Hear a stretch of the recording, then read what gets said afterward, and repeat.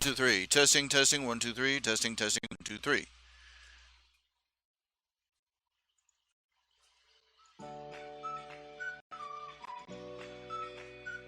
Hello again, hello again. It's Spleen Squeezings. I am your host, RHJunior, Ralph Hayes Jr., Ralph Edward Hayes Jr., also known as Eddie Hayes by my family. You'd better be related before you call me that.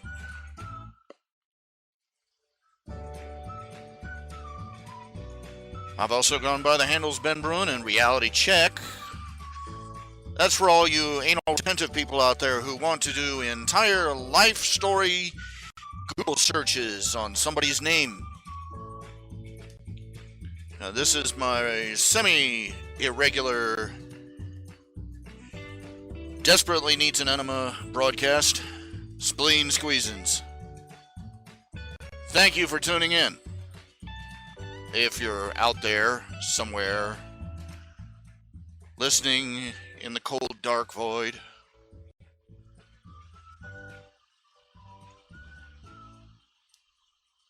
if you get a chance, stop by my web channel, my website, www.rhjunior.com. That's RHJunior.com. Check out my stuff, read my comics, rant and rave hysterically about my politically incorrect commentary and horrible biases, and maybe drop a donation in the hat because Daddy needs a new pair of shoes. Literally. Well, no, actually, I've got a new pair of shoes. Slippers, actually. They're the only thing that fit. I could use... the only thing I don't need is a new pair of shoes. I need a new pair of everything else.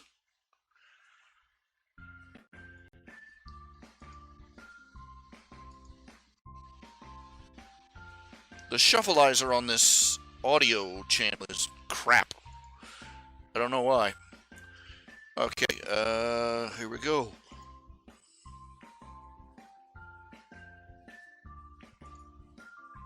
And this is my desktop, yay! Here we go. And this is my favorite screensaver. This is my favorite screensaver program, Plane 9, version 2.4.1.4. It's available online. Look it up, Plane 9. Plane 9.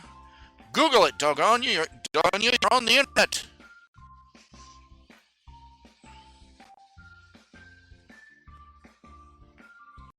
I got started late today. I'll tell you why I got started late today. I woke up late. Well, actually, I woke up and I came in and I sat down in front of my computer and then I fell back asleep. Kind of embarrassing. Okay, what was I looking for? What was I looking for? I don't know. I was about to switch over to another window, and now I can't remember what window I was going to switch over to. Oh, yes. Yeah, that's the downside of it, is that I have to... Yeah, look at this feed. Look at this stream health. It goes from to and all the way back down to It's amazing I get anything done with this.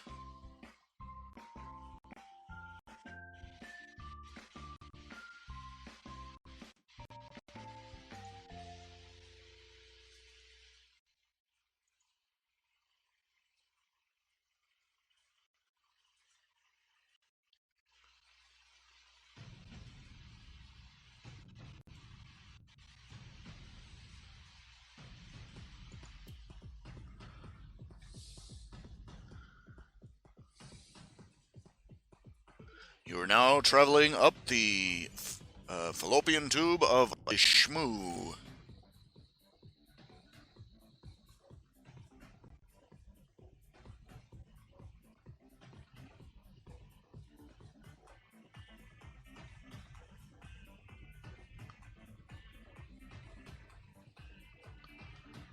You realize, do you have any idea just how many man hours went into making this stupid little program? Well, I mean, it's a clever program. It's a brilliant program, beautiful program. It does all sorts of incredible things. But this, I can't even imagine. I mean, I grew up in an era where we were learning how to program. We were so avant-garde at our public school. We were learning how to program in BASIC on old IBM computers. The old three screen, the old green screen ones.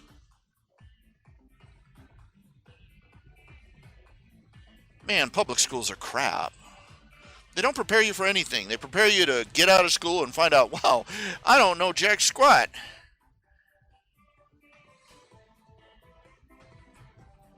School, I've noticed this for years. I've commented on the irony of this for years. For generations, children have been coming home telling the grown-ups and adults, the supposedly intelligent, mature, sophisticated, and knowledgeable adults in their life, school sucks. And the parents and adults and supposedly mature, intelligent, and supposedly intelligent parents in their life just say, "Oh, just get used to it." And only now, after our society is falling apart, after children are graduating from school who can't even spell their own names, after we're getting kids who go to college thinking that it's going to be a big nursery school, only now, after the last dozen generations of children have been ruined, only now do we believe it when kids say school sucks.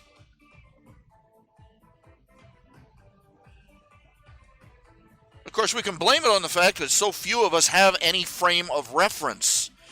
All we've ever known is public schooling. All we've ever known is the government pabulum that they've spooned into our mouths for the past 100 years.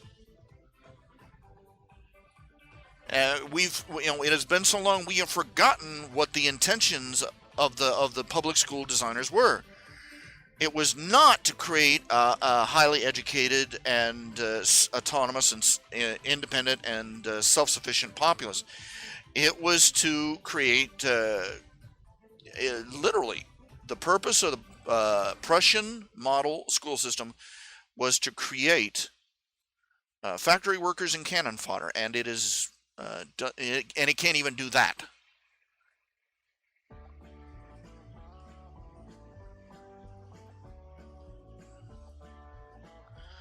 And only in public school, only public schooling can do such a let's say it, a shitty job.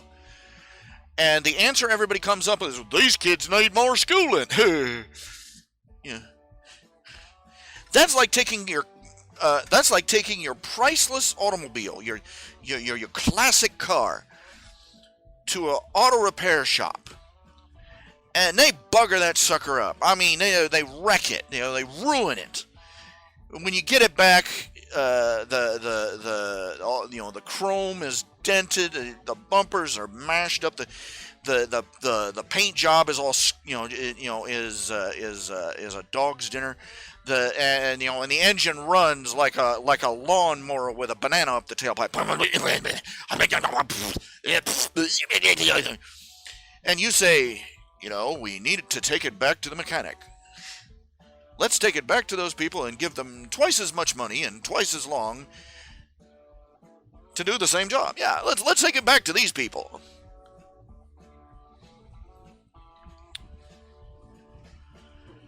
And Christians especially. What is wrong with you people? You give your children to Caesar. You give your children to Caesar and act astonished when they come home as Romans.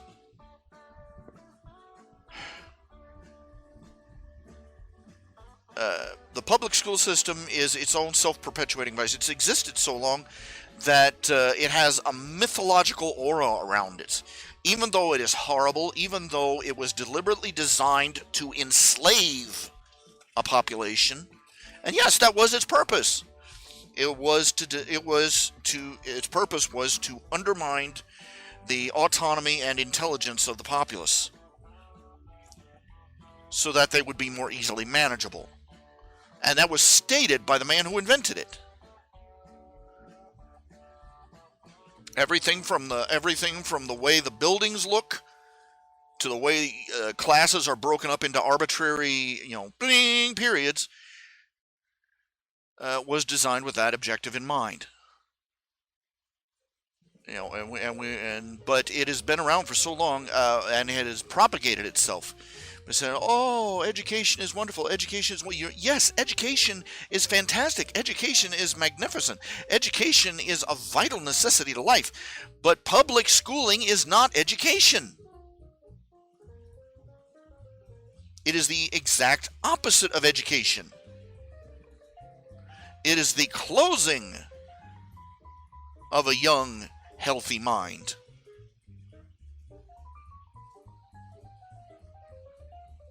It's an evil system. We need to start calling it. It is an evil system. If they called them internment camps or re-education camps, we might get the point. But no, everybody thinks that the kids and the teenagers are all just whining about having to do homework. Oh, shut up. Only in our culture could people who are suffering under the hand of cruelty have their claims dismissed.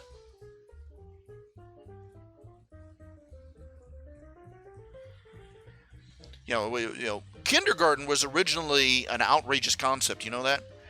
Originally, the guy that invented kindergarten, the purpose he stated was to remove the children from the influence of their parents as soon as possible. If that doesn't make you go, warning sign, you're not paying attention. And the purpose of kindergarten was to remove kids as early as possible from the influence of their, breeder class peasant parents.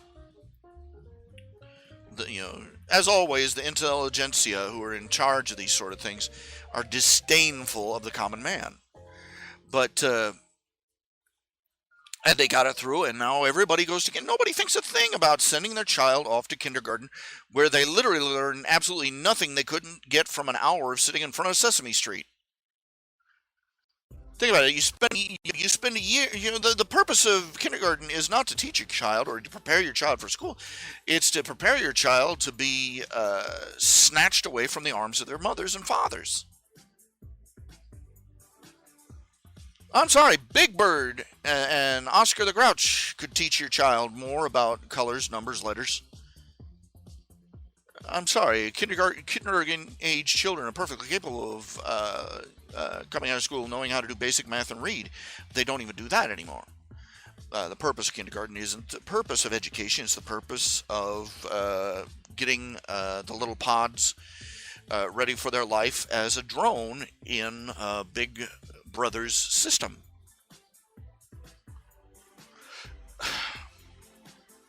And they found out that isn't enough.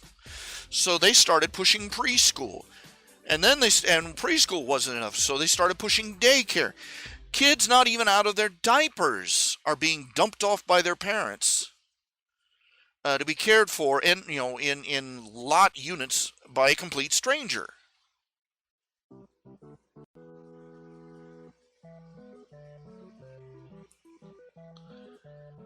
And this explains, if you want to know what the results is, go take a look at the college kids running around right now. Those kids in college right now are the first generation that were largely dumped into daycare. My sister used to work for a daycare center for a while. She could tell you horror stories. The diseases that ear infections and chicken pox and all these horrible little things that can happen to a kid just spread like wildfire through because mommy has to get to her jazzercise. She can't watch baby for 2 or 3 whole days. They won't even notice that funny cough or that rash. We'll just dump them off. And these kids who were abandoned by their mothers and fathers into what amounts to a Lord of the Flies situation for the diaper set. They grew up learning the only way that they could get any attention, the desperately needed attention that they craved, that they needed as a child, was to throw a tantrum, because that's the only way you're going to stick out in a crowd of like 20 kids, and it's the only reason that the daycare person is going to give you any particular attention, is if you make enough noise and make a big enough disturbance. And this is precisely how these social justice warrior era kids are behaving. Screaming, yelling, running around dressed like they were attacked by a blind gay man, dyeing their hair outrageous colors, punching holes in themselves, and sticking rivets through the holes. Just their entire generation is, screaming. This is all these people are, all these adolescents out there in college going out there protesting for social this and this, that, and the other, and they're all saying the same thing: pay attention to me, mommy.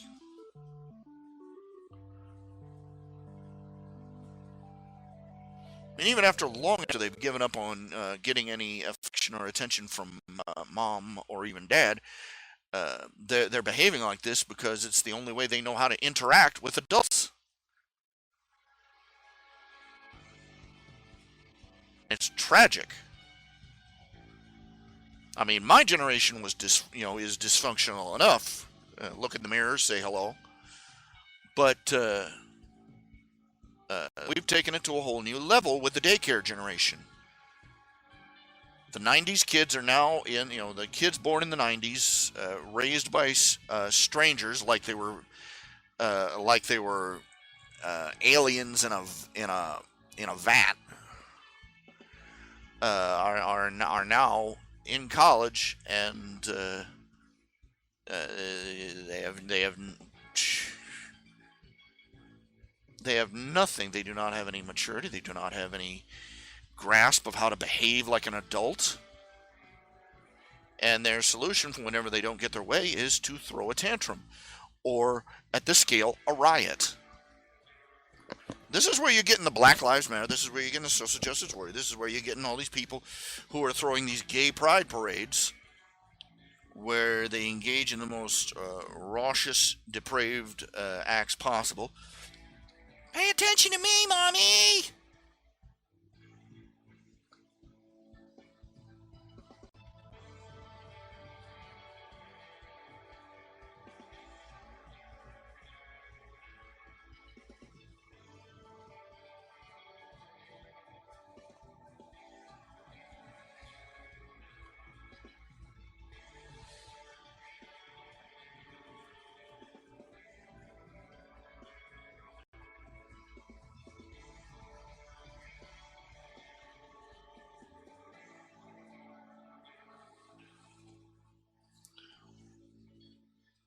And these man children,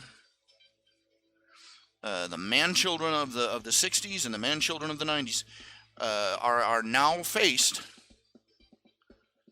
with a terrible enemy that doesn't care how many tantrums they throw, and they don't know how to deal with it.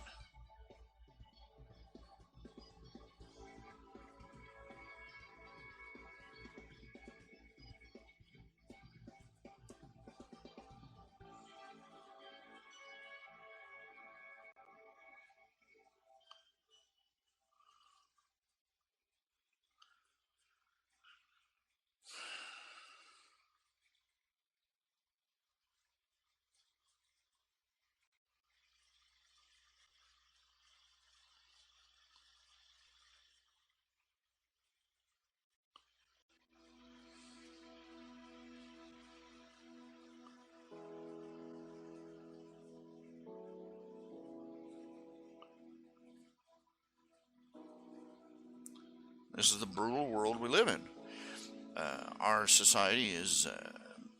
Let's look at the boomer generation was almost as bad. The boomer generation was almost as bad.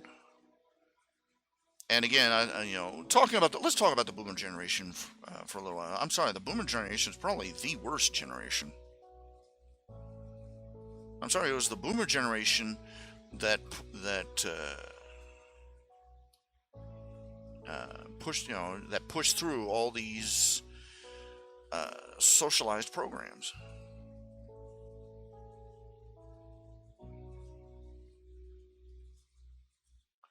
That made our society more, made our country, made all our countries more and more socialist every year. Everybody talks about the Woodstock. Oh, it was a generation of love and peace, and no, it was the Woodstock era was a generation of that was the start of the entitlement generation, the entitlement age.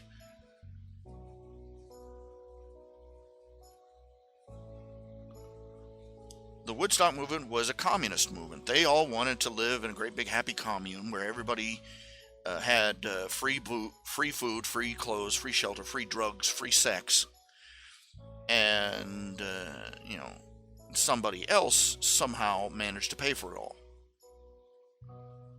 and nobody would have to work hard. And we'd all have ice cream 3 times a day.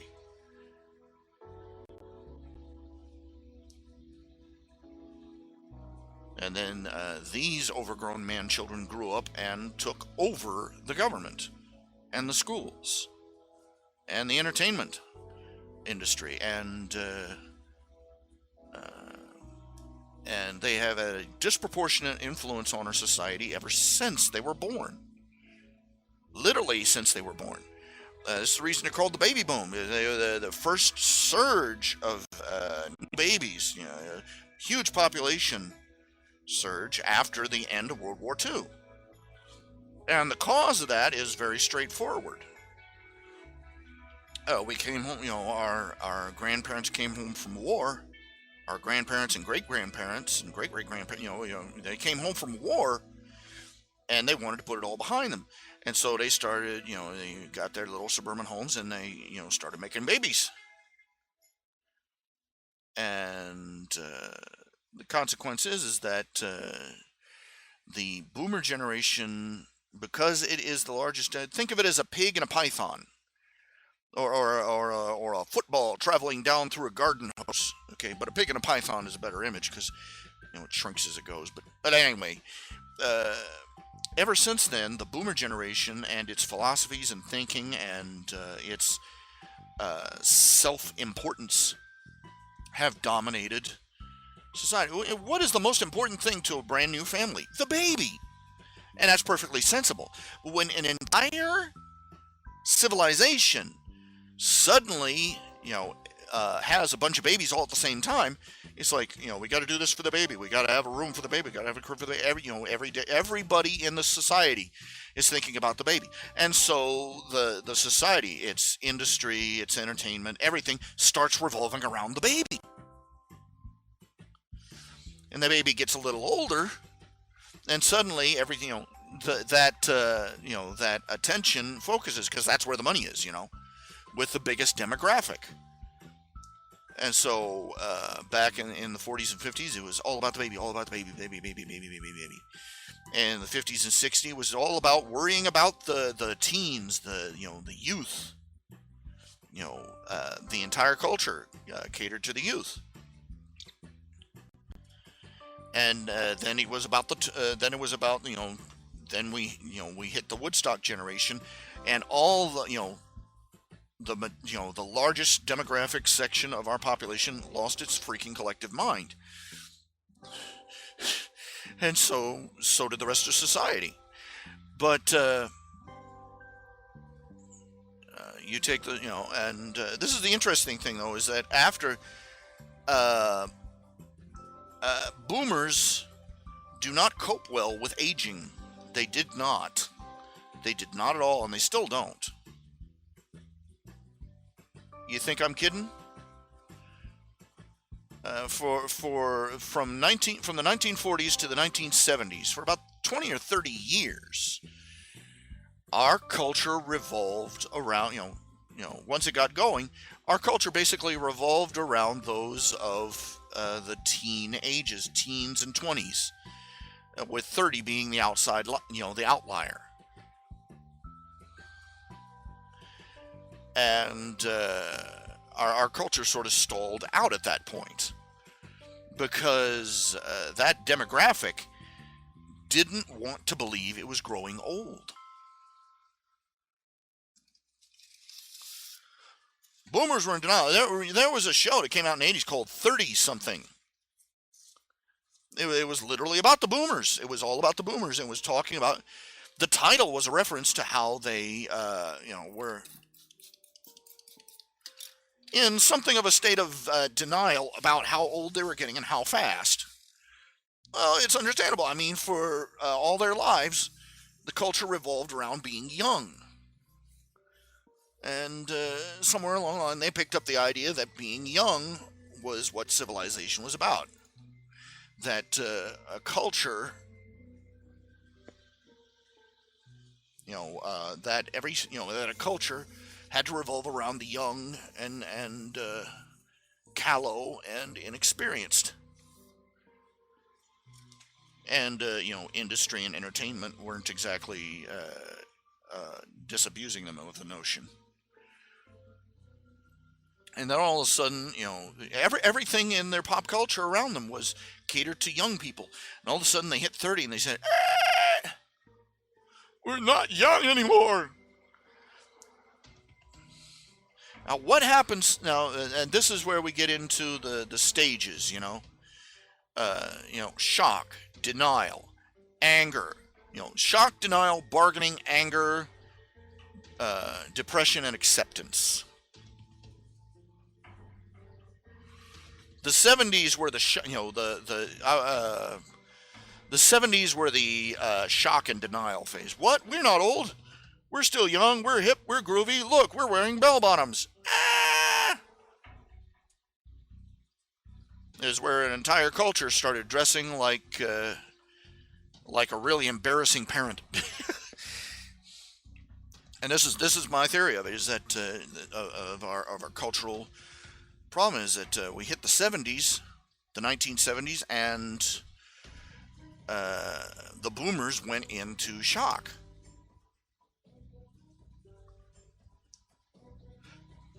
And because they were the largest demographic, the entire culture went into culture shock. Then we hit the 1980s.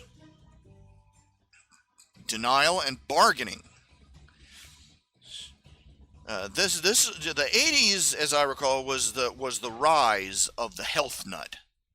Okay, the end of the 70s to the middle of the 80s, it was about the rise of the health nut. Richard Simmons and all these people with juicers and biotic cleansers and everything. The 80s was a big day, big era for jazzercise and exercise and Tybo and all these other programs. There was all these other things that were supposed to keep us fit and healthy and strong and young and living vitally and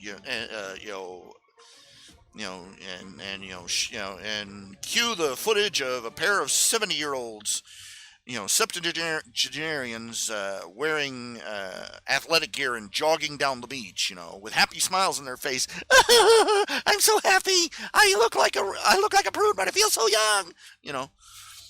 And the plastic surgery and the facelifts and the Botox and this is where they all in the 80s, and everybody was doing everything they could to look as young as they possibly could. Denial, bargaining, and now we have slipped into the era of anger and depression. And I have come to the conclusion that Hillary Clinton's generation is determined. They're not going to be around. They figured out that they're old, and they're bitter about it. And I kind of wonder if the reason that they're so batshit insane in managing our country is because on some level they decided we're old, we're gonna, everything's gonna burn. If we, once our time is up, we're gonna leave everything. We're gonna make sure everything burns before we go.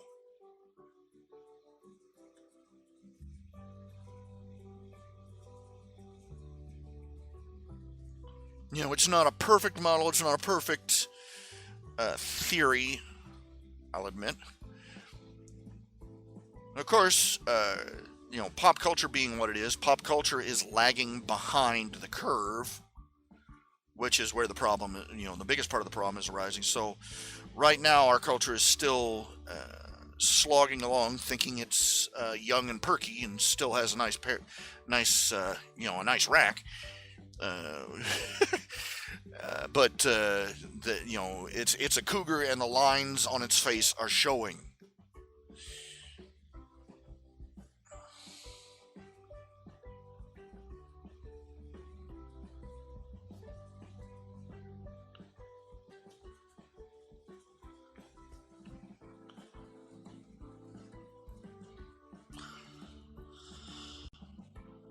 Make of my theory what you will, but it explains a whole lot.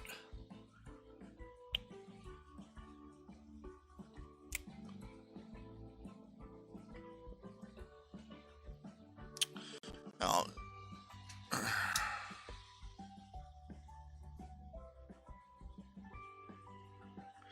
we've got a nation that is run by bitter old hippies and flooded.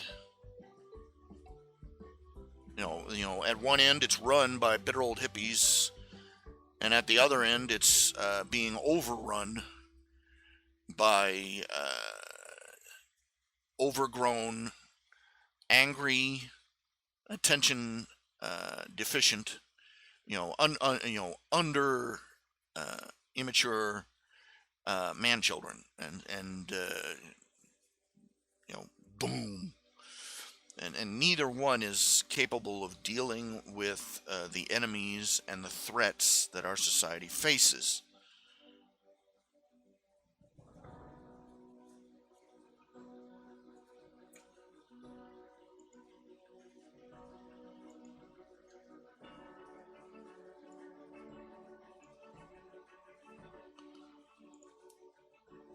It's a horrendous mess. Okay, we've got people in hand. We got Archangel, Primal Core, and Final Legend Zero. And I'm guessing by the fact it's counting 3 people that I'm the third. So, well, yay. Welcome aboard. And I didn't realize I still had it on spleen screen. Let me switch the thing. Oh, it's stuck. Here, hold on.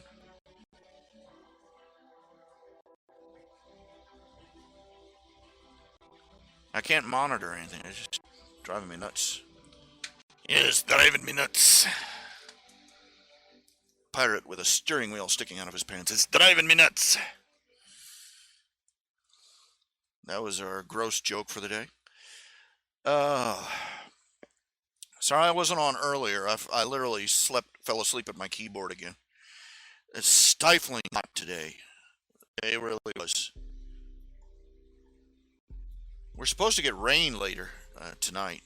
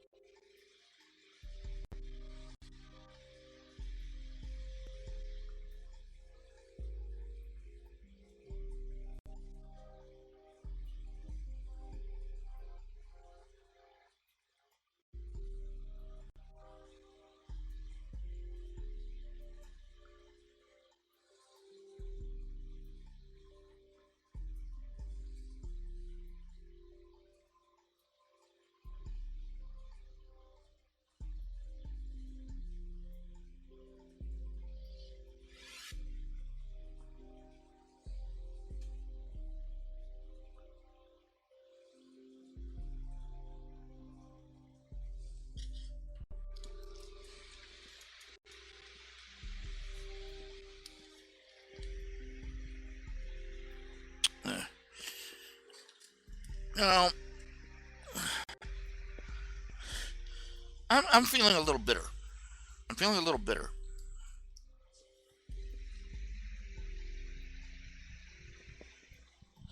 A little bitter, a little angry, a little disgruntled. Oh,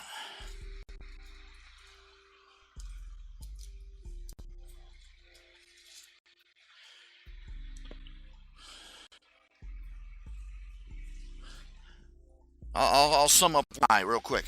A Muslim shoots up a church full of Christians. No comment. Our culture doesn't even make front page. Muslim shoots up a Jewish daycare center. Oh, that doesn't even get noticed. And that happened fairly recently. A couple of Muslims go shoot up a prayer group. Hey, no problem. Muslims go and kill a bunch of our soldiers on one of their own bases. Because it turns out that these soldiers are disarmed while on one of their own bases. And dozens of them died because nobody could shoot back. Of all the places on earth, you'd think it would they keep people armed and prepared for war. No, not our dipshit government, not our dipshit bunch of social pole smokers. We're acclimated to all that crap. Kill 3,000 of our people right in the middle of our city, and before the decade is out, we're snoozing it off again.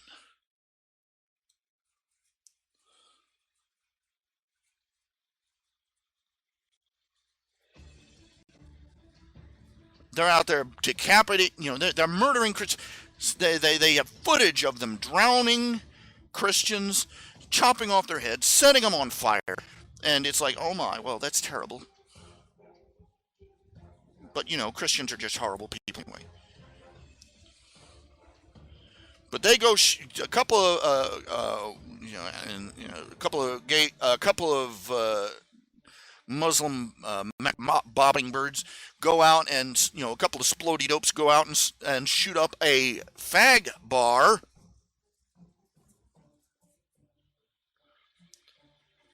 And suddenly it's apocalypse now. Everybody's out ready to marching us to war. Just a titsy-witsy bit bitter about that.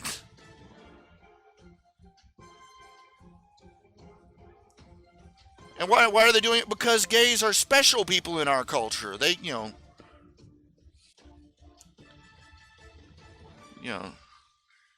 all people are equal, but some are more equal than others. If you engage in buggery on a regular basis and lisp while you talk, well, hey, you're extra special. You're extra equal. So, we'll ride to the, we'll mount up a crusade on your behalf.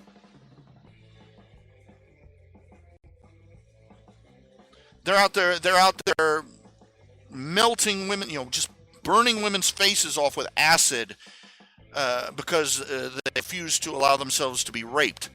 And our sick, sad sack of shit society doesn't give a crap.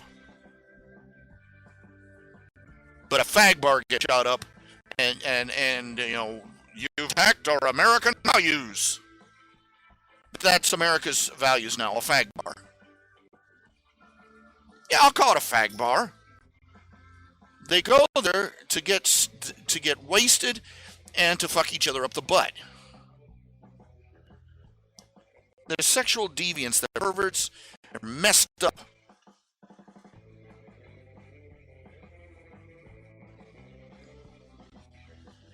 And they are part of them, and they don't reproduce, they recruit. And they are working as hard as they can to make anything they want to do perfectly acceptable. So, no, as a movement, the individual people that died that day, who were wounded and died, my heart goes out and pity them, and I hope God that God shows some mercy and pity to the wounded, and to the families of the dead. But that is not going to restrain me from being rather negative about their little social movement, and being a little angry that it takes, that our society will not defend or rise up on behalf of those institutions which actually do represent our values as a nation. But they'll gird their loins for war when a particular segment of perverts is threatened.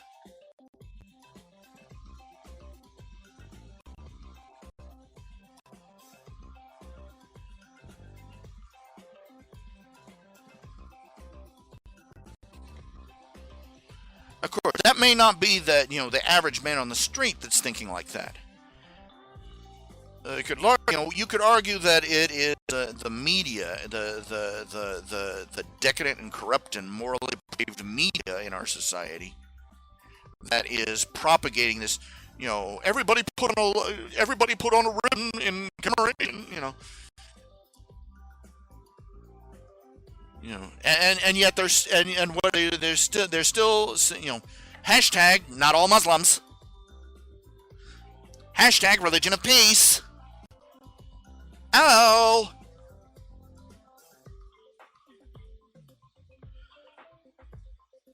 I bet a lot of that crap. I bet a lot of that shit would go by the wayside almost instantly if the Muslims started attacking TV stations and newspapers. Oh, I guarantee you.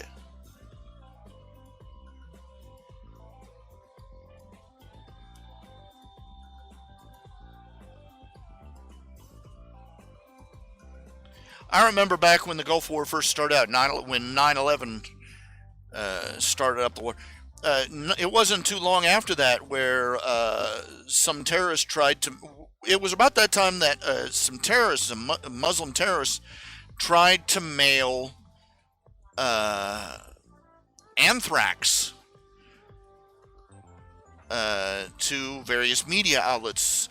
Unfortunately, that being Muslims, which has basically become synonymous with willfully stupid and uneducated, they mailed it to the media center that was in charge of publishing tabloids in our country. The Weekly World News and things like that. Sasquatch is marrying Elvis kind of tabloids.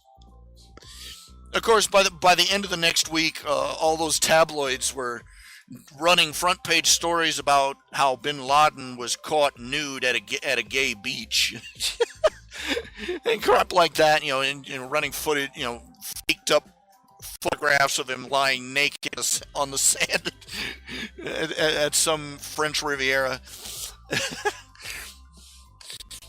Give the tabloid boys props.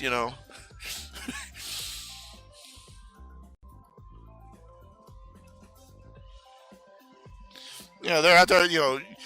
They become victims of anybody else becomes a victim of a terrorist attack. It's, oh, hashtag not all Muslims. Oh my gosh, I hope they don't think we're Islamophobic. The guys running those tabloids. Oh, they're gonna try this shit on us. They're gonna try this crap on us.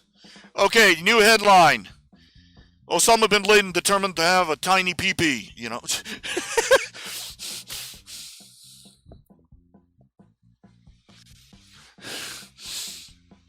Give a thumbs up to the boys in the trashy news section, But if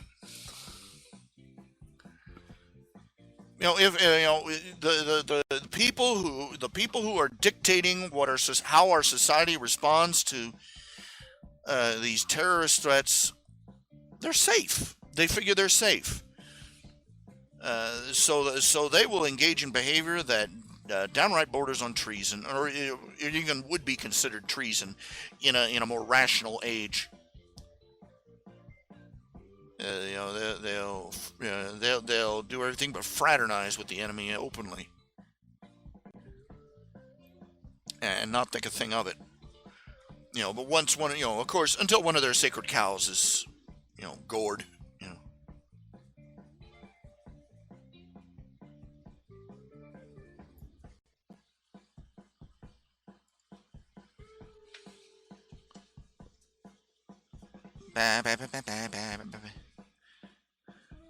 Oh yeah, now we're now we're ready for the Crusades. Richard Simmons to the fore.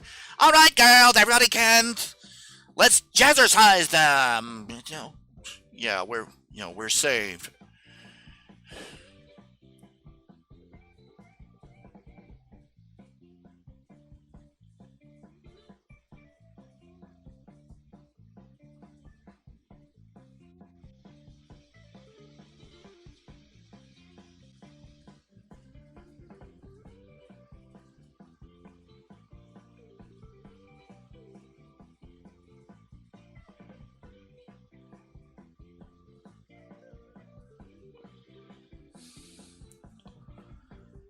I'm just torqued. I really am.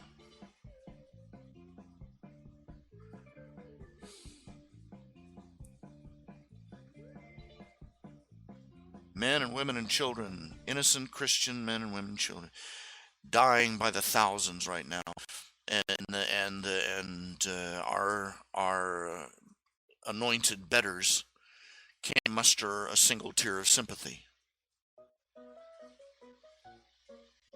And every internet butt magnet is out there talking. You mentioned that Christians. I mean, the Crusades. That's this is what passes for thought in our culture.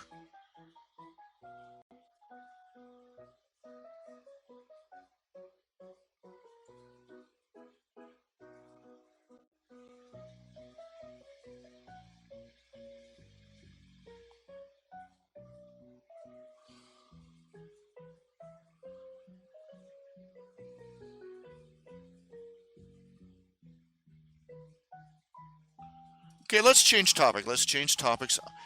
Uh, I got a response from the archive of our own harassment whatever team, and they said, send us some screens, send us some, screen saves of the harassing mail, blah blah blah. So I sent off, and I was told, for now, just mark any of the comments as spam that have this. There's no mechanism for it. There's no spam. There's no spam button. There's no. This archive of our own is apparently still a work in progress because a lot of the features that you take for granted anywhere else, like banning certain posters or getting certain stuff marked as spam. No, nothing like that in the system.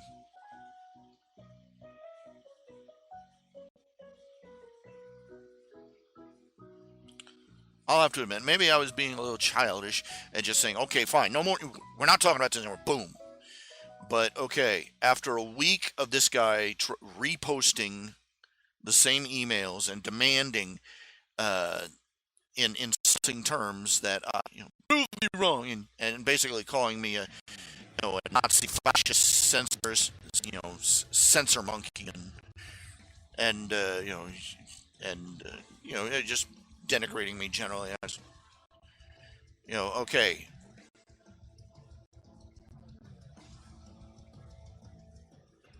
just time to everybody to get out of the pool.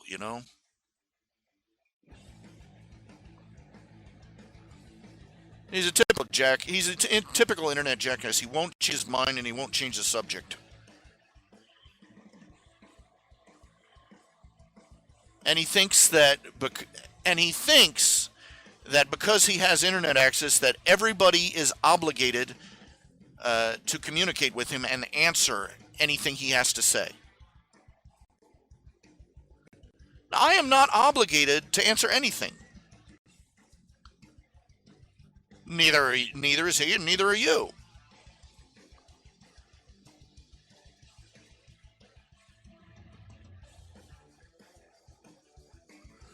This isn't the Thunderdome where they have to, they have to throw anybody you challenge into the ring with you. You know, two bloggers enter, one bloggers leave. No, I'm not. Fine. I'm not letting him post his comments in my comments section. He's free to post them anywhere else on the net he likes. That's not censorship. That's called being ignored.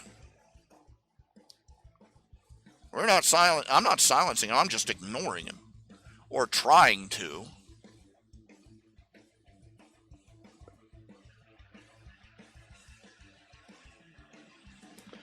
No, I'm not going to talk about him. I'm not going to talk about this guy anymore. He's wasting my time. All the time I spent deleting his posts over and over. He's reposting him 2 or 3 times a day now.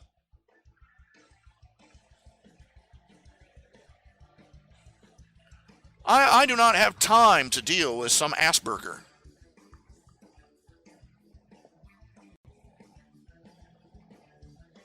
No, nobody should be obligated to deal with some OCPD. You know.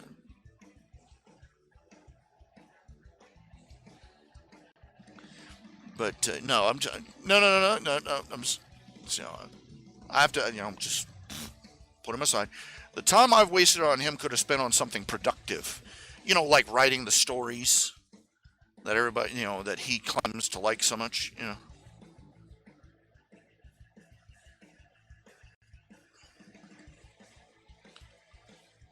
These are my rules, my forums, my comments, if I decide a subject's over, a subject's over.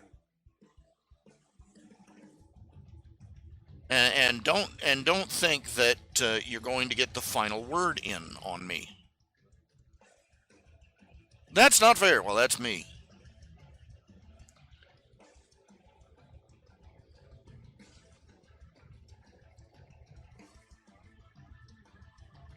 And it's like these talk shows where these people, these raving, uh, raving lunatics call in, and then somewhere else they'll go off on the internet about how the host finally hung up on them.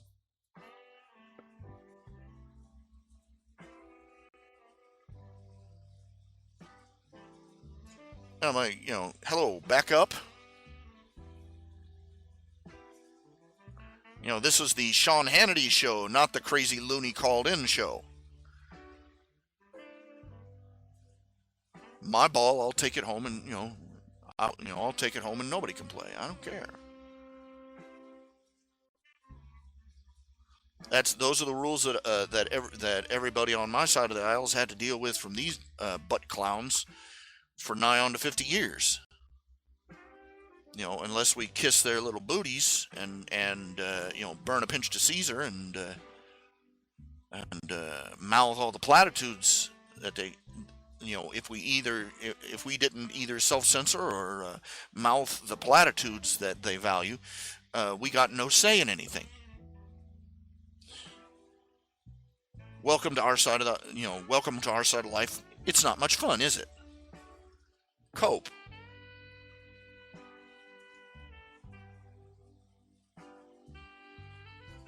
Why the harassment? Why is this guy doing it?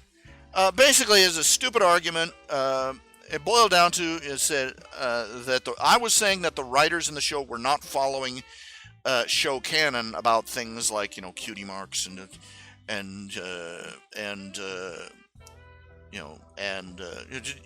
were just changing things at random and not following their own canon. And he was saying, "Oh no, well you're just upset that they're not following your personal, head canon. If you don't understand those terms, you're not a fanboy." But and it got back. I cited all my points and evidence, and he's like, "No, it isn't. Is it not? Is," and it broke down to is not, is to, is not, is to, is not, is to. And I finally, I don't, and I finally reached a point where I didn't care anymore. And he kept posting longer and longer posts. I said, no more. And I just stopped. I just deleted his last post, which was as long as my arm. I said, no more. It was already starting to border on insulting. It's like, no. And so he's taken it, he's considered it his personal hero. He's an internet hero. He's going to fight the forces of censorship by reposting that comment over and over and over. Every time I delete it, he comes back a couple hours later and posts it again. And I've already told him, you're not, his username is Sailing101.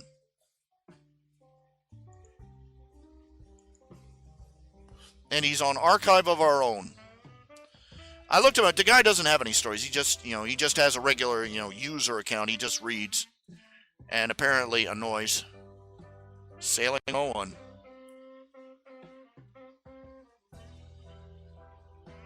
archiveofourown.org. You can't get on my website? www.rhjunior.com.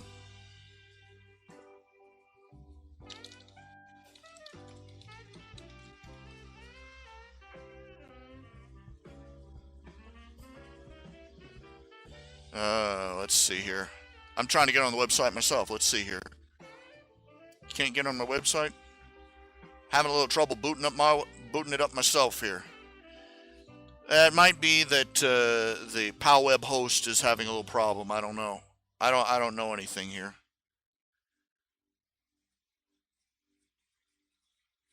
It's not connecting. It's just sitting here spinning. Oh well.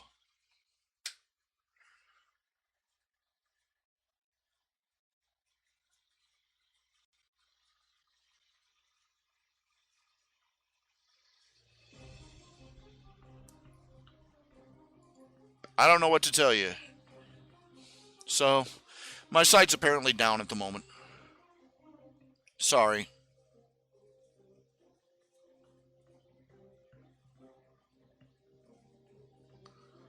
Don't know what to tell. Well, they're just monkeying around. I don't know. Anyway, I'd rather talk about something else. Let's talk about anything else than other than than this. Nothing more wonderful than dealing with an internet badass.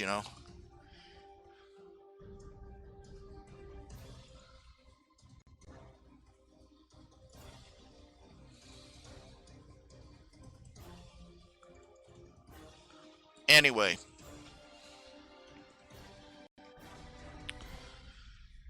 See, I haven't written anything in a while, a couple of days. But like I said, the fan fictions are a hobby. They're there for me, to vent a little, to write a little, just to refresh my juices. And I'm not going to make a second job out of them. That's a real quick way to burn out.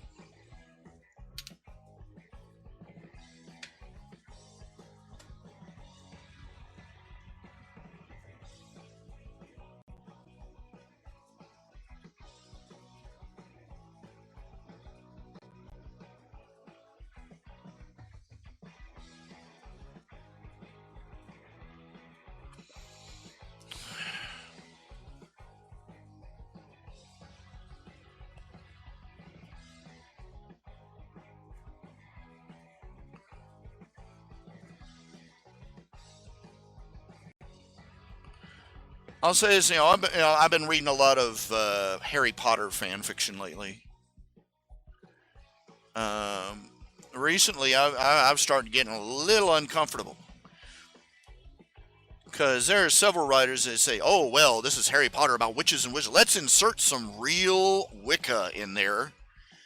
Some real, make it all, legit this thing up,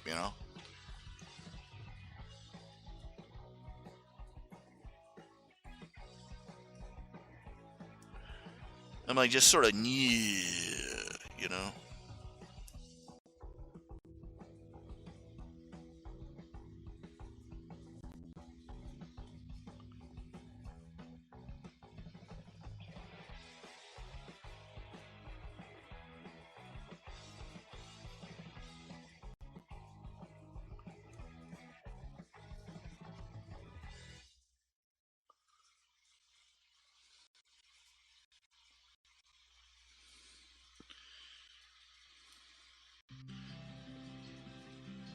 You want to make a neo-pagan mad? Ask him, it, why are you so fascinated with cultures and religions that have failed and crumbled to dust and ash thousands of years ago?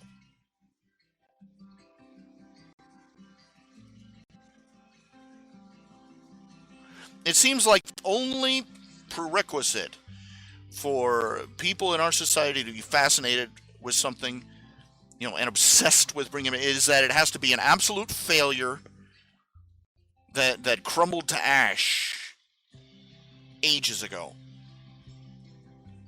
This is why you got people who are still using Amiga computers.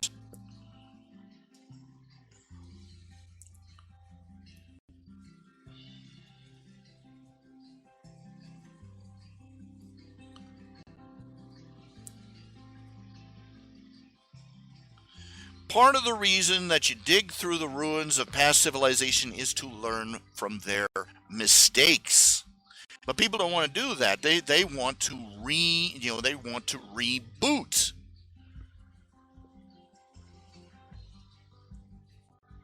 Things, Let's bring back Wicca.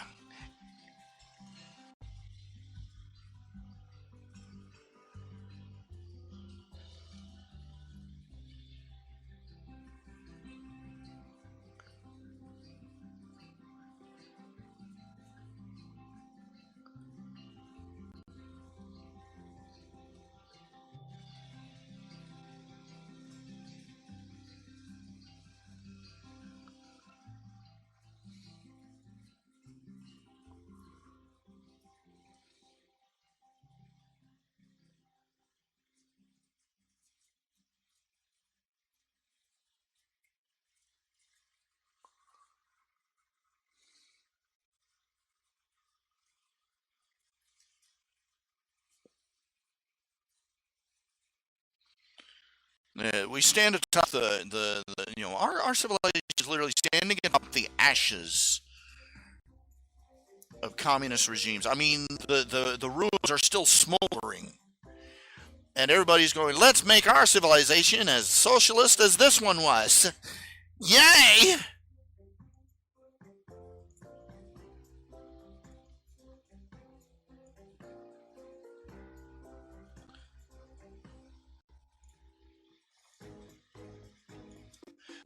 Apparently there is no failure so absolute, so terrible, so disastrous that some bunch of morons won't try and revive it. Why are libs so in love with Vikings? Vikings. I was unaware of any leftist Viking movement. I don't know where you're coming up with that. This must be a European. Okay, a lot of people in Europe, they're using the symbols of Saxons and Norman, the old medieval warrior symbolism. A lot of these, as a response to the ongoing Muslim invasion of Europe, and that's what it is. When several million military-age men cross half of Europe to invade to enter your country, that's not a refugee crisis. That's an invasion. They marched past dozens of places, where Saudi, there are dozens of Islamic and dozens of Muslim and Arab nations that they could have gone to for sanctuary. They're not. They're going to Western nations like Germany, England, France, Spain. They're bypassing. It's an invasion, and they're bringing looters and rapists and everything else with them. In response, there is a growing nationalist movement, nationalist in the more neutral sense, if not the positive sense. People are realizing that national pride is not racism. It is a survival instinct. and these people are coming back there and they're bringing out the symbol, and they're using the symbolism and the of the Teutonic Knights and the Saxons and the Vikings and the Nordics, and saying, no, this is our civilization. You're not going to rape it. And they've got they're going in groups, vigilante groups, escorting women home to safety, rescuing them from rape mobs, and everything else that the supposed authority figures, their own police won't even do this, and they're having to do it themselves.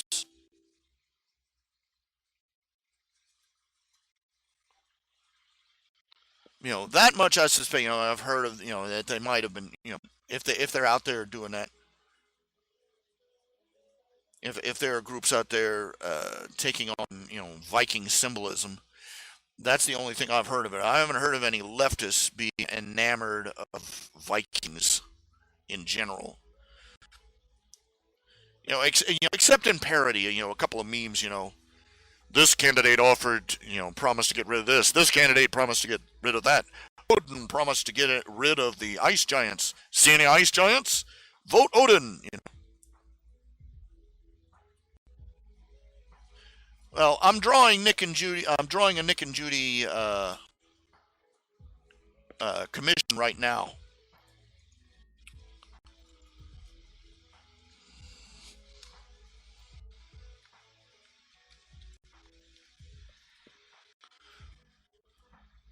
Okay, have you noticed? Everybody's. A lot of people are fascinated with the darker plot that they were originally going to go with. Where all the predators had to wear basically shock collars. And it was very grim and gritty and dark, and I am very glad that the people who made Zootopia went with the final version they did. Because I hate to point it out, but okay, well, I actually enjoy pointing it out. Their original idea of all predators having to wear these horrible shock collars, and that if they got too agitated, they got zapped. And basically, it was it was like frickin' Orwellian. That's too bleak to stomach, and it perturbs me that people find it so fascinating. Really,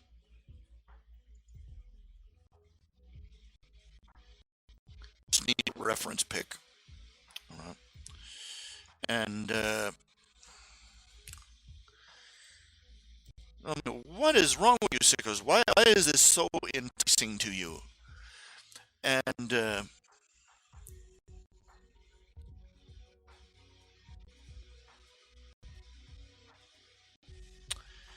but also, it makes no sense. It fails the fridge logic. We're supposed to believe that this civilization, which has predators and prey mingling together, that the prey are so afraid of predators that they have all the predators walking around wearing these shock collars, even the little kids, that keep them from having too strong emotions. They can't even be happy. The predators aren't allowed to even get to happy or excited, or they get shocked. It is this miserable existence for them. But we're supposed to believe that the prey animals are so afraid of the predators that they make them wear these shock collars and everything, from the time they turn like 12 on up. And yet they live in the same city with them.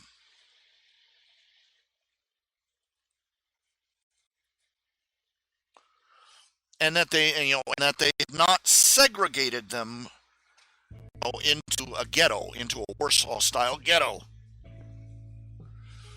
That's the first thing that doesn't make any sense, if you think about it for 5 minutes. The second thing is, what did they do before they had shock collars? Think about that.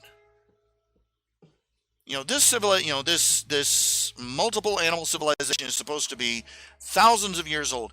How long have they had shock collars?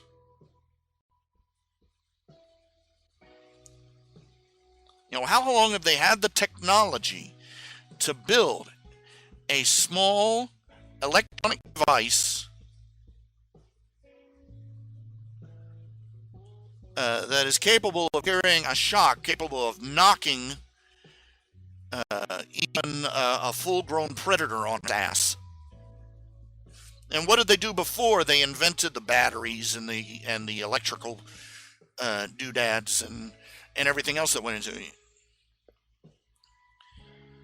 And why would the predators tolerate it? The predators, if you want to live in our city, you'll have to wear this shock collar.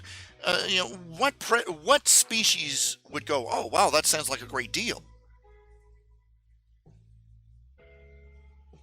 If the prey animals were that untrusting of predators, the predators would have never formed a civil, never come together. The predators would have stood at the gate and said, "You want us to wear a shock collar to come in? Screw you, Fuzzy Bunny. We're going to be over here, having our own civilization. We'll build our own city, with blackjack and hookers." But I'm sorry, that joke's terrible, but.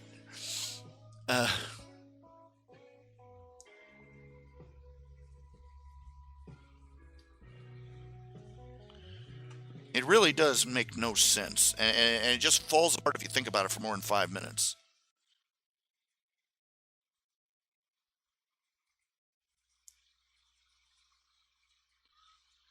Not to mention the fact that the dang things are designed to, unless they're frickin' explosive collars, how long do you think it would take the average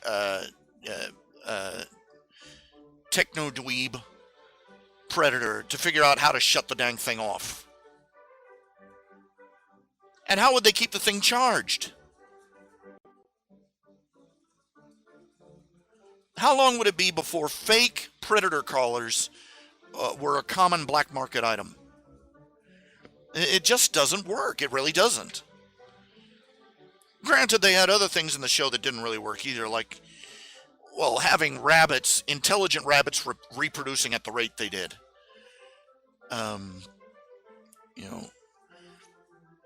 Even with epic level gardening, that's going to be a problem real soon, Food supplies, space.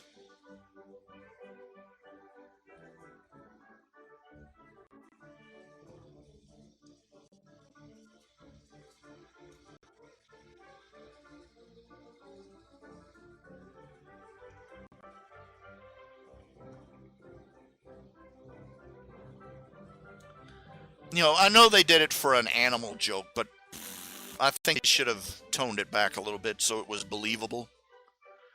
Of course, this is me, Mr. Picky.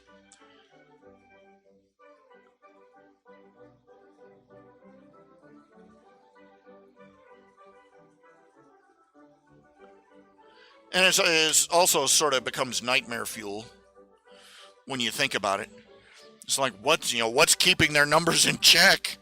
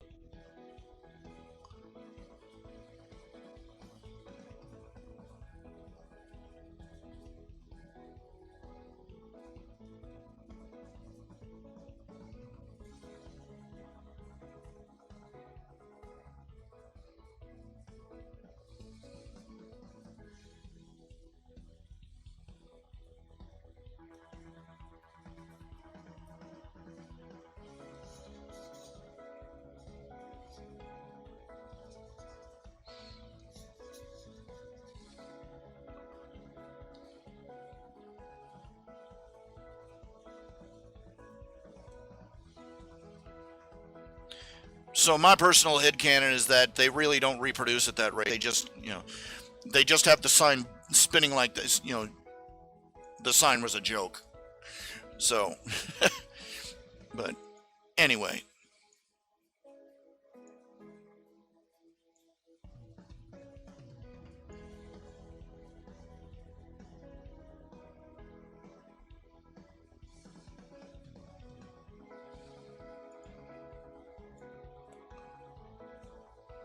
it doesn't work.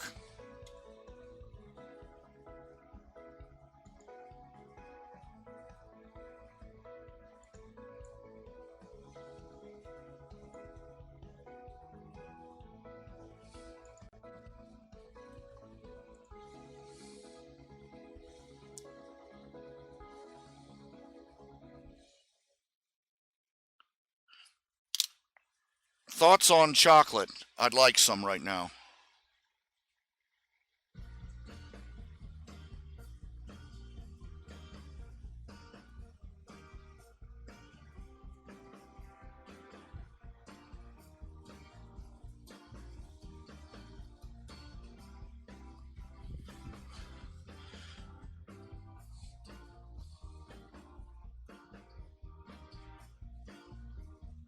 Come about midnight, I'm gonna be running to the store. I gotta clean up and go grocery shopping again.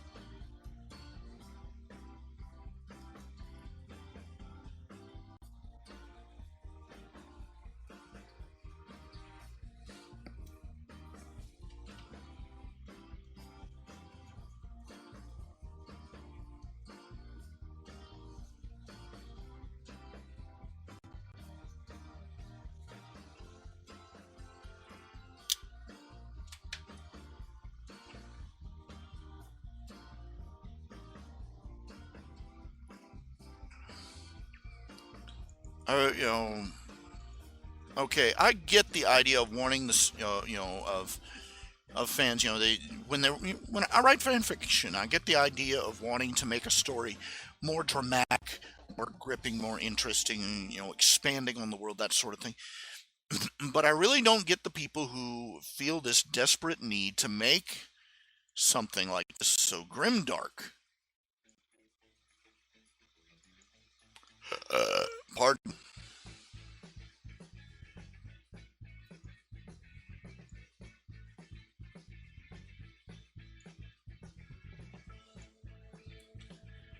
I think it comes largely from the fact that a lot of people have mistaken grimdark for more sophisticated writing.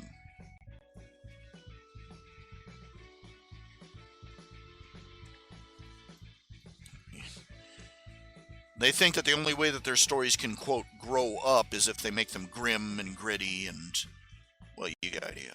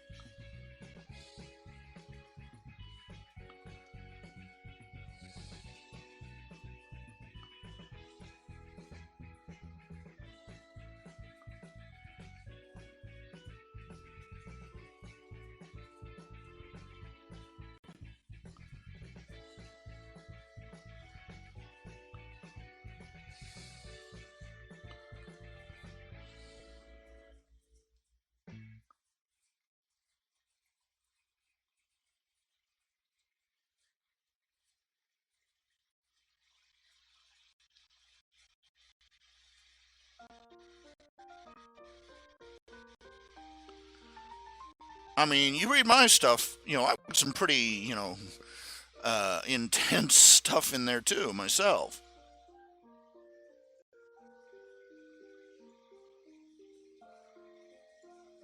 Especially in the rise of Darth Vulcan.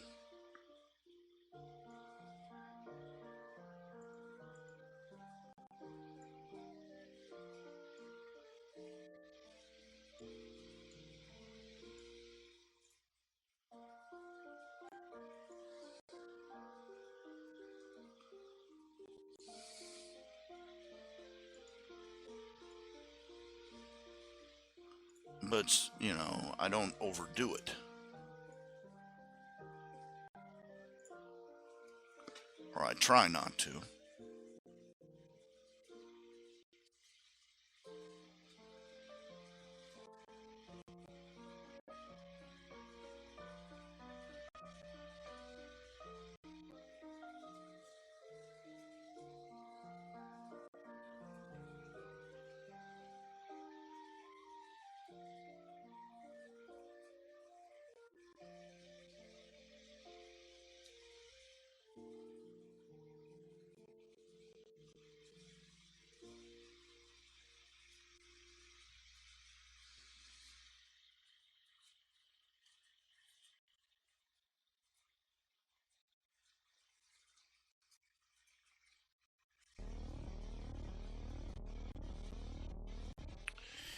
No, the musician, the singer who did the voice for Giselle in the movie, she requested that her character have wider hips.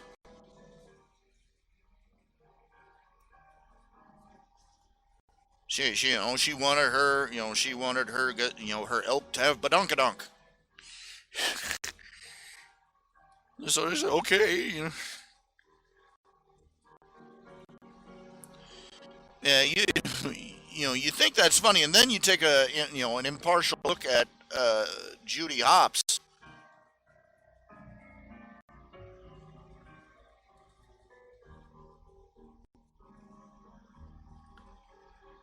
as she's drawn canonically. She got back. Oh, I mean, look at this. Look at this.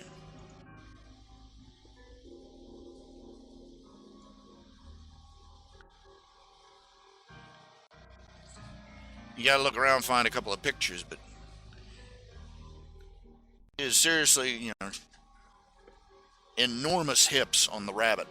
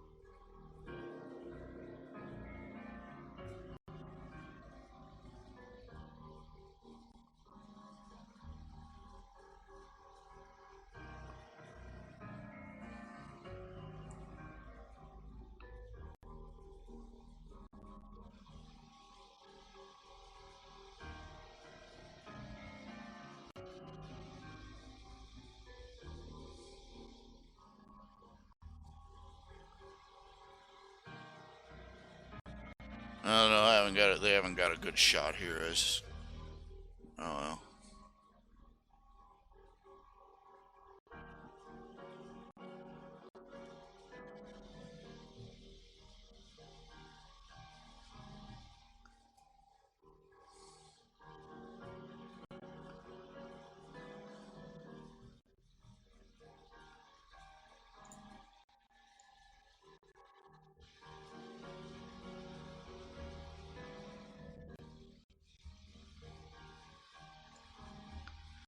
Well, doesn't matter.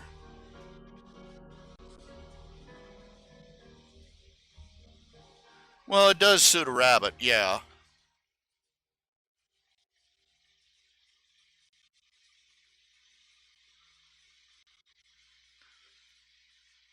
powerful hind legs and all that. Yeah, it suits a rabbit, but still, it was noticeable, just to say the least. But yeah. Oh.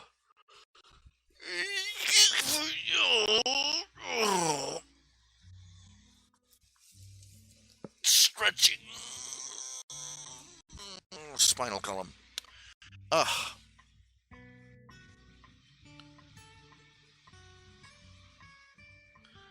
I'm wondering if they're supposed to be making a sequel to The Incredibles. It's supposed to come out next year, I think. What was the holdup? You know, 3 different movies of cars, but no sequel to The Incredibles. Come on, get the act together.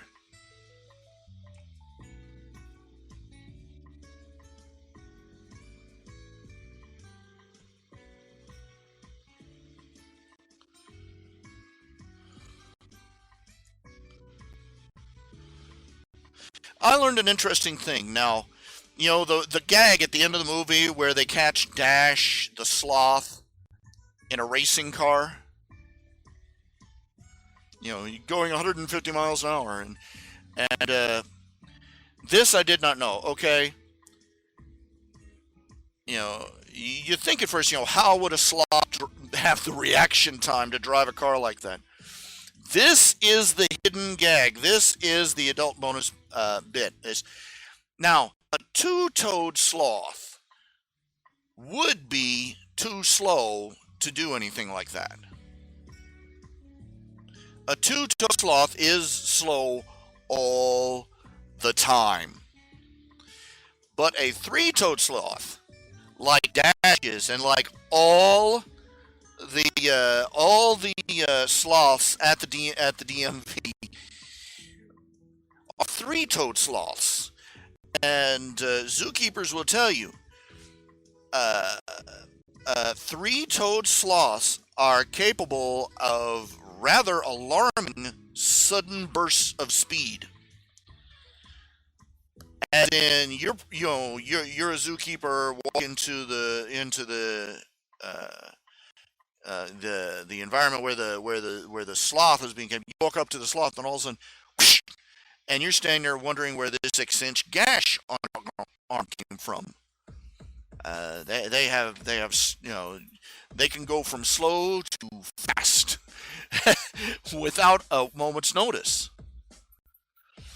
So little research bonus there, which makes the whole scene at the DMV funnier, because you realize all these 3-toed sloths are yanking everybody's chain.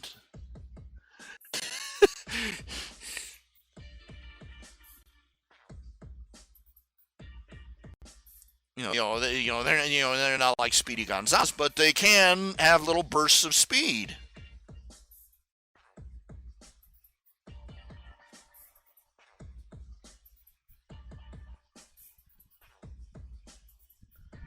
Mr. Ty Tuber, he didn't pull his foot off. What do you mean by that?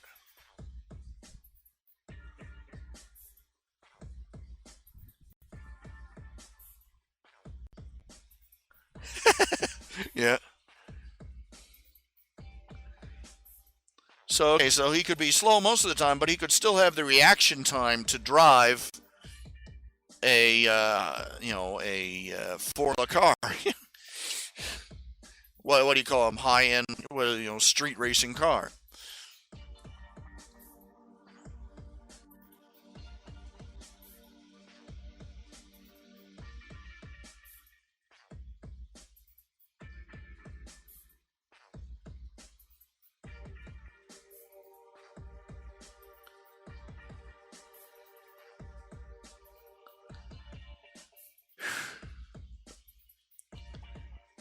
Anyway, I gotta say, for my favorite scene in that whole movie,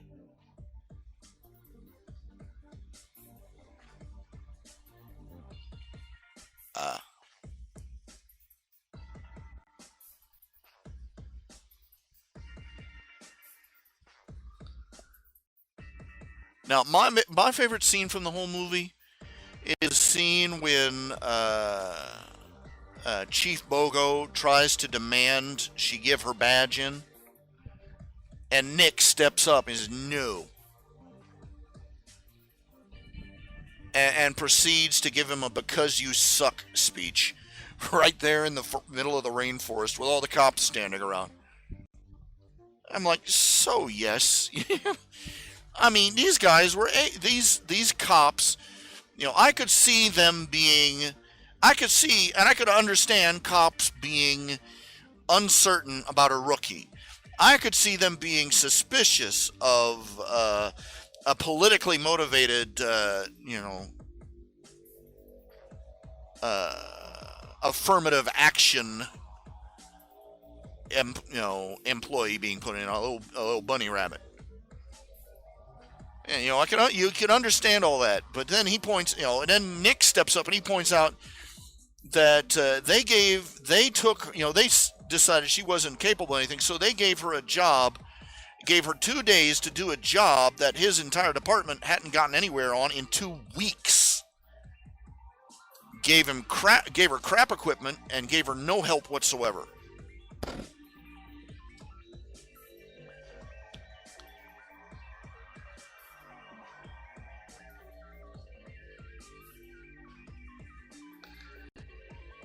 And he called him out on it, and it was a beautiful thing.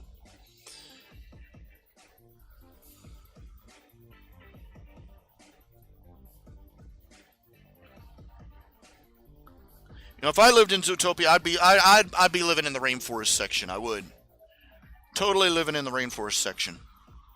I love rain. I love thunderstorms.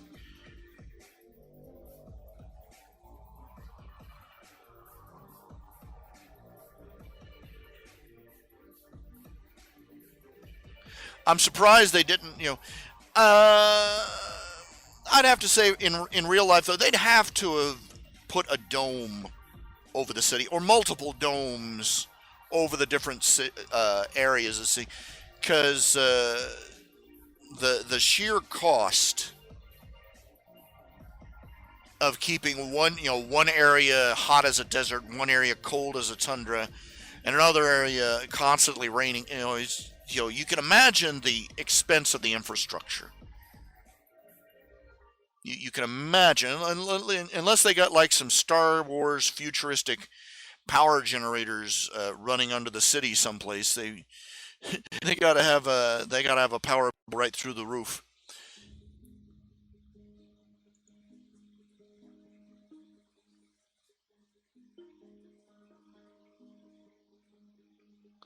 Oh yeah, I'll give them props on this. They did make a point of, it wasn't, everybody, and everybody's a little bit racist in the show. Everybody has prejudices and stereotypes, and everybody does have, yes, surprise, shortcomings. The sloths actually are slow, for one thing.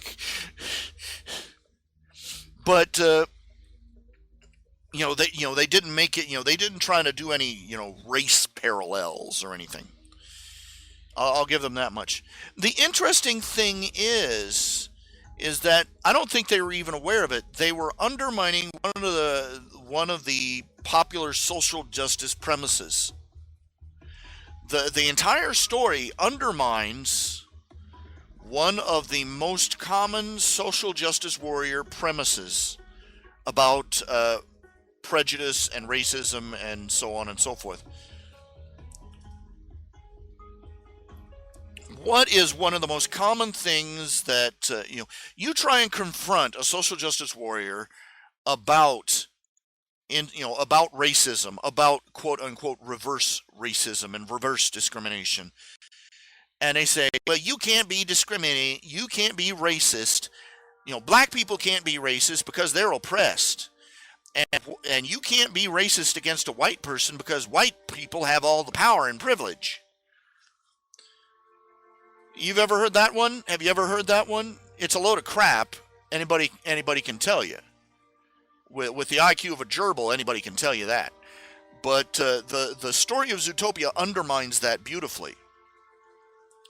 The predators are the main group that all the prejudice is going against. It's the main theme of the story.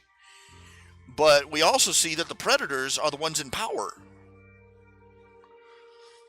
The mayor is a lion. The cops are mostly wolves and tigers and panthers. They also have like a rhino and an elephant, but you get the point. Large, dangerous animals, but large, dangerous predators, and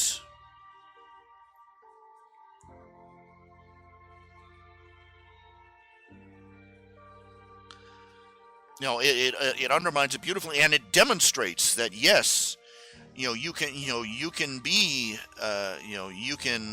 allegedly from a quote unquote privileged group or a more powerful group and still be treated terribly by society.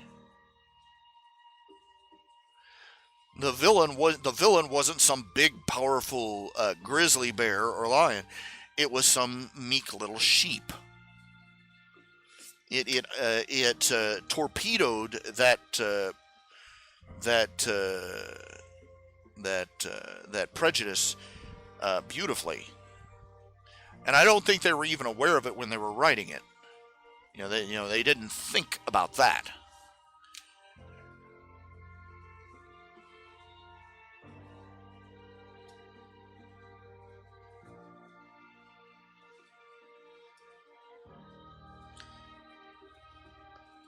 And I'm like, that just makes me like the movie more.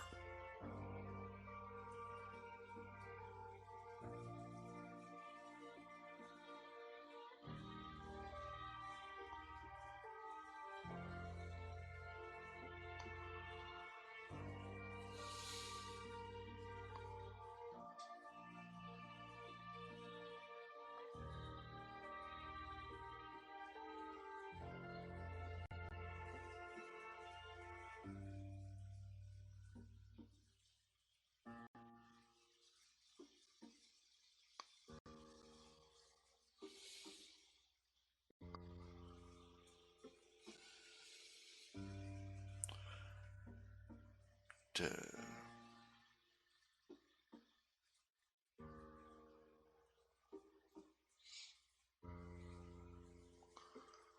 for once, I think they treated the issue of prejudice fairly.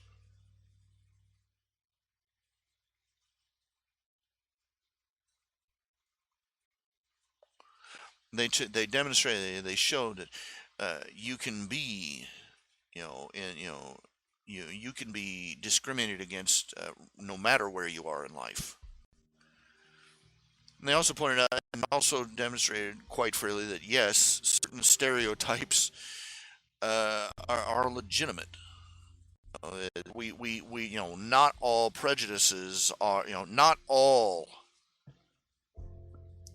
prejudices are false.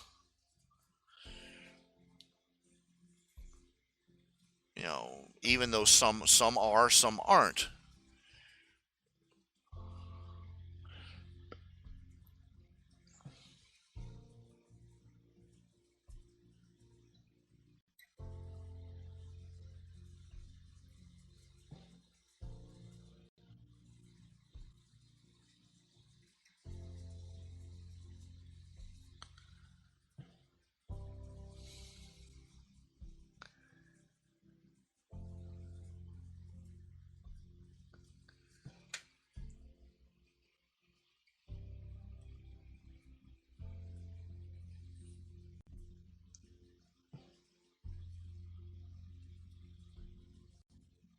And that just because you call yourself, and like I said, the subversion was that it was the prey animals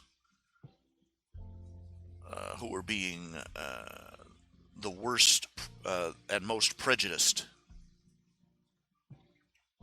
in many ways.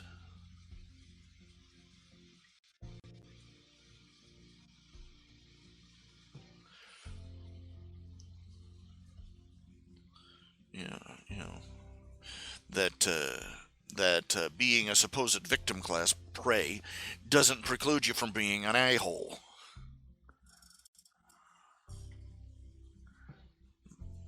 Doesn't exclude you from that possibility.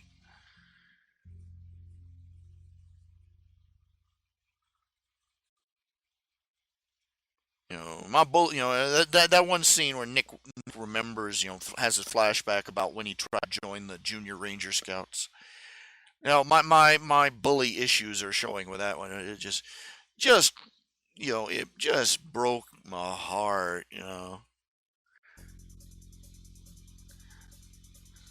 Well, I wanted to stand, send somebody out there, give him a hug. Come on.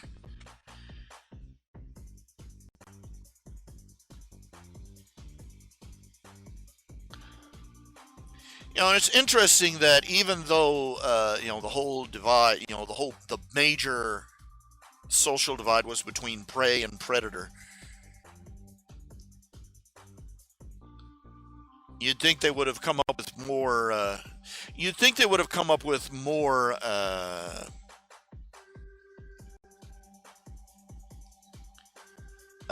Judgment neutral terms than predator and prey by that point.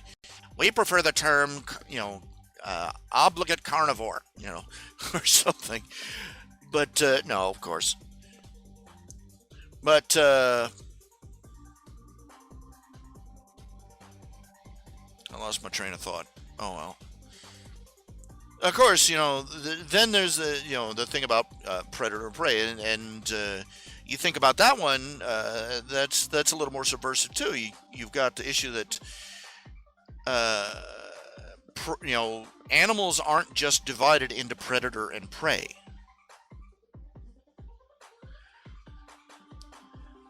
You have many animals that are both. You have many animals that are both you have herbivores, carnivores, omnivores, insectivores.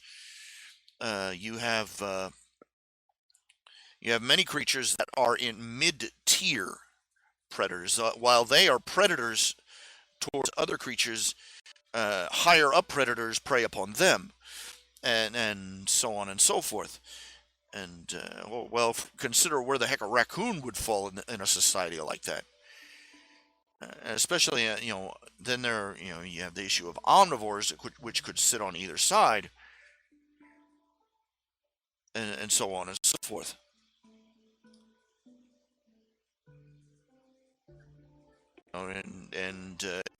If you have any knowledge of animals, it underlines the fact that the division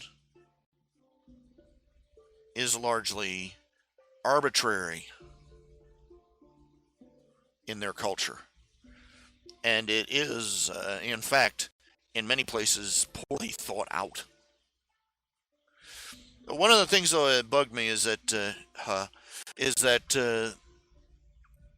they never addressed what the animals eat. Okay, you see herbivores eating veggies all over the place, but you don't see the carnivores eating. Except like Clawhauser, who's snarfing down donuts and cereal at his workstation.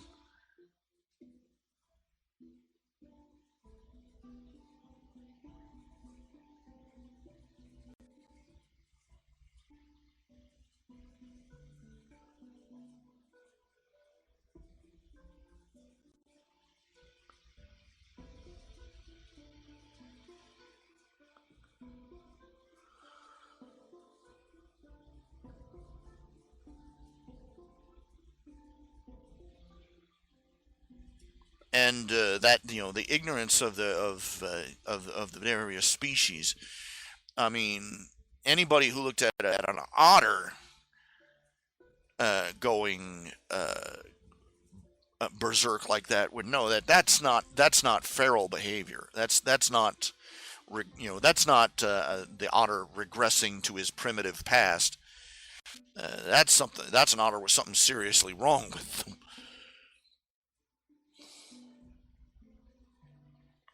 Even feral otters don't do that kind of crap. Yeah, well, in the background they show several fish markets, They never show anything where there's nothing explicit. They have. I don't recall seeing any signs for bug burgers, but I do know that that's was in the original drafts that Nick worked for a bug burger restaurant, and but in the actual movie there was a sign for a fish market, so you got to figure they eat fish. They don't they and I like the fact that they limited it to mammals. Eight birds, reptiles, fish. They have several species that are excluded and are presumably non-sapient. So at least they showed some restraint there. No need for carnivore confusion. Thank you very much.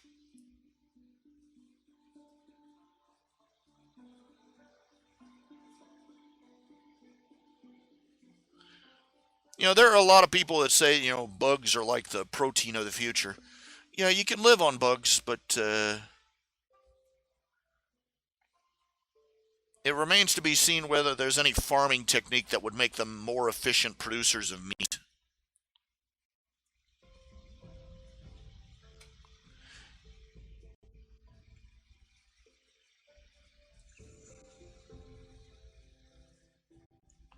Yeah, well, one of the problems with the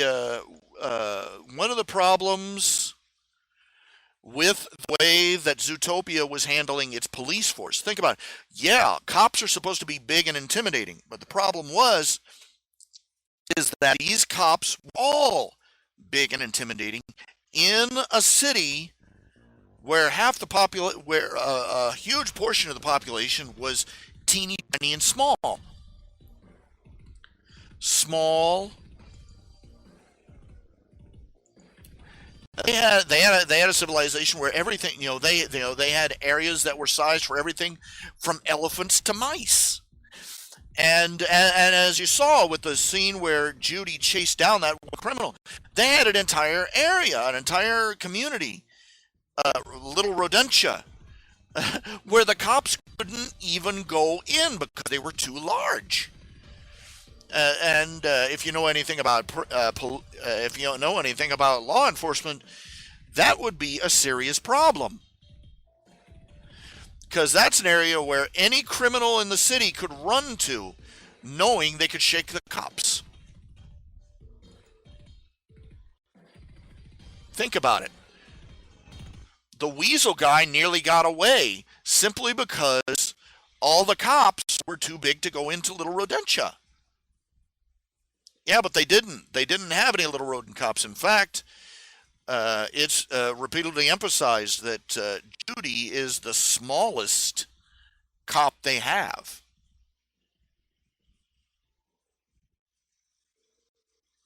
No, they never. They told her. No, they yelled, "Wait for backup," but they told her. They yelled, "Stop, meter maid." It was, but they never. They didn't address the fact. And you got to figure that there are communities. There are areas all over this place where the big bad cops can't even get through the front door. There's got to be like 1,001 applications for rabbit-sized or mouse-sized cops.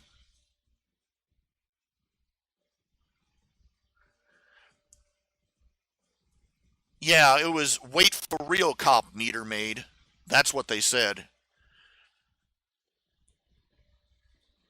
But she went in. She was small enough that she managed to prevent doing any serious damage, and she caught the guy.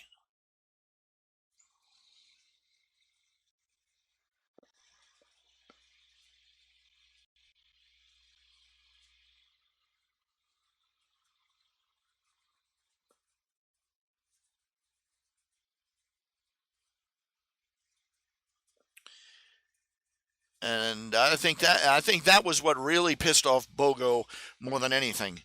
It's because she demonstrated, even though she apparently overstepped her bounds, she did prove her point. That she did have a role in the police force.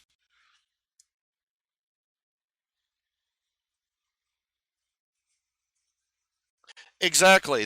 That's what a lot of readers speculate, is that the reason that Mr. Big has such a large criminal empire is because, well, uh, just like in real life, mafia often served as a sort of a crude, ironically, served as a law enforcement in many communities where the cops were afraid to go.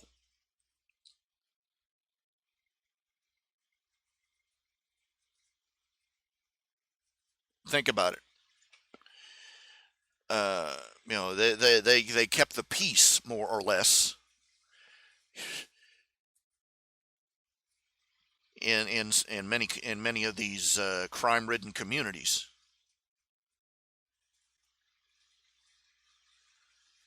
Oh well, Ty, you saw where he tried to take her badge early,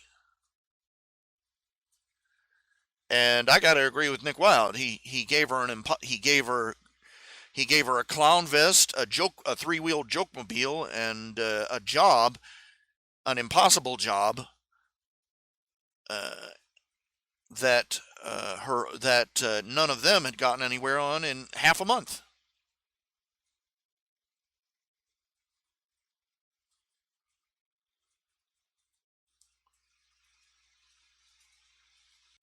Granted, what he said was make sense.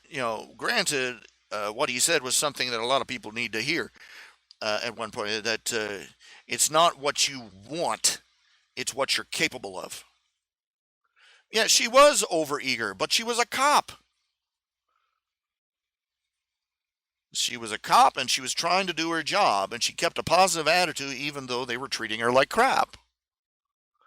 I would rather have a Judy Hopps in my neighborhood than a Chief Bogo or that Rhino cop.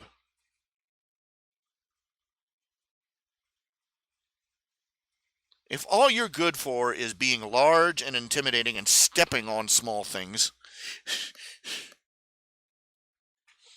but really my point I'm making here, and we're drifting off subject, is that in Zootopia you would need a a very diverse task force. You would need a diverse police force to handle an incredibly diverse population and city. There would be areas where, well, I mean, training or no, a desert animal is not going to do too well in the middle of the tundra. That's another thing about Judy and Nick. They were the only species, the wolves, arguably, yes, but rabbits and foxes can adapt to desert, tundra, forest, rainforest, temperate biome. They can fit in anywhere. Elephants, on the other hand, might have a little trouble surviving out in Tundra Town.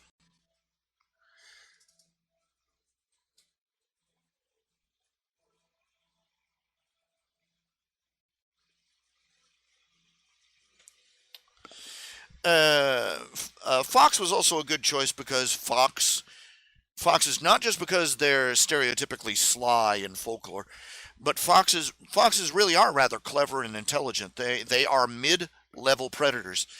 Uh, they are between the cat and the dog, as it were. Uh, they are canid, but they have many feline-like features: semi-retractable claws, vertical pupils, night vision. They hunt more by hearing and sight than by scent. Uh, um, they have footage of foxes.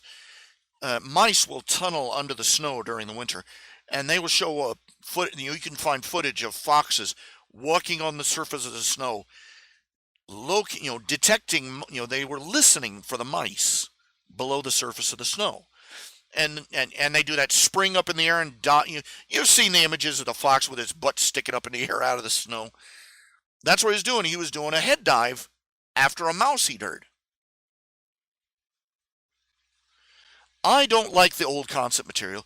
It's too, first of all, it has too many logic holes in it. One, it's too grimdark.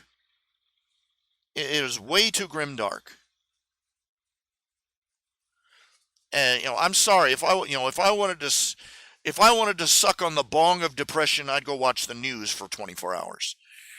You know, two, there were too many plot holes in the original material ideas.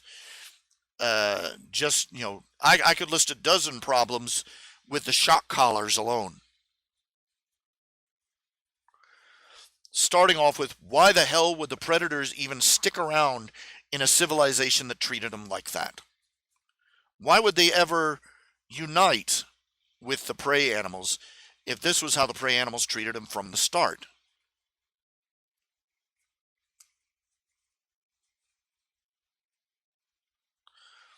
Oh shoot! It's obvious. They've got they're a little they're a little bit too emotionally connected to just be cop buddies.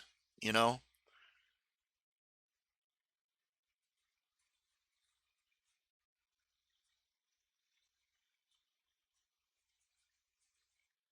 I think it was about the point where Judy broke down in tears and reconciled with Nick. It was obvious. There's a little something more there than just friends going on there.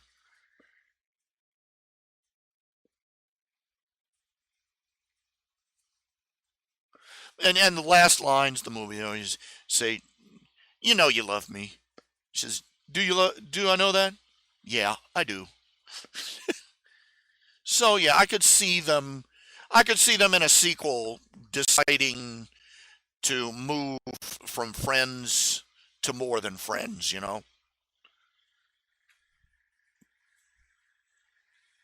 Have bunches of bouncing little baby funnies. Haha.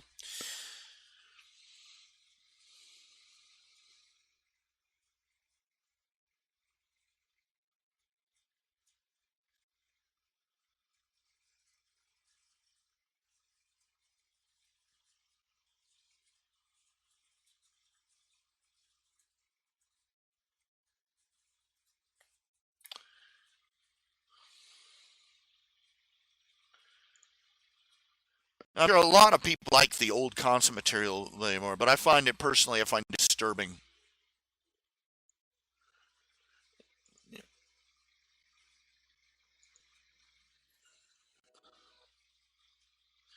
You got to have a real bleak vision of the world to imagine a society that would exist like that.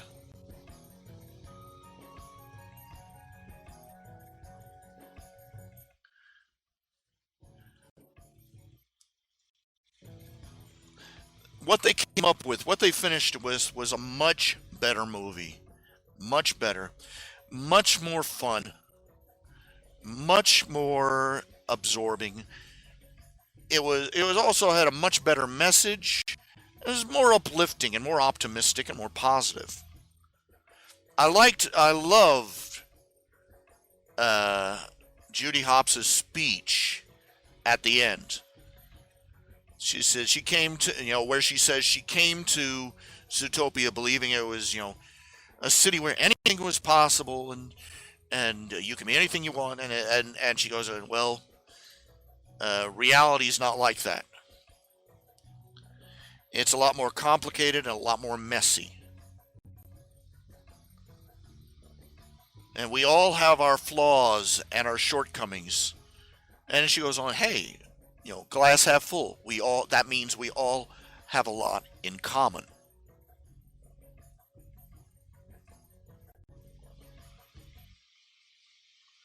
And I thought that was excellent. That was an excellent message right there. If we know that that we all have flaws, but that means on the positive side, that means we all have a lot in common. We all have a lot in common. And if we work together, if we're willing to meet each other halfway, and we can accomplish just about anything.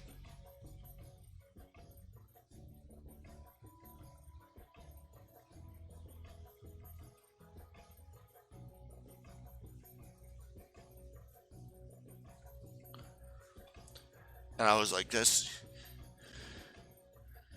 I was in the front row, preach it. Yeah, but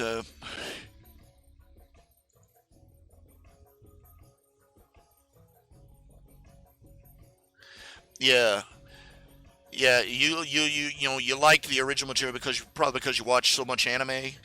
Yeah, I gotta agree on that. I swear, the entire nation of Japan needs to chomp Prozac. I swear. Grim, dark, and bleak, and nihilistic, and hopeless, and even the fun stuff is just full of angst. Holy crap.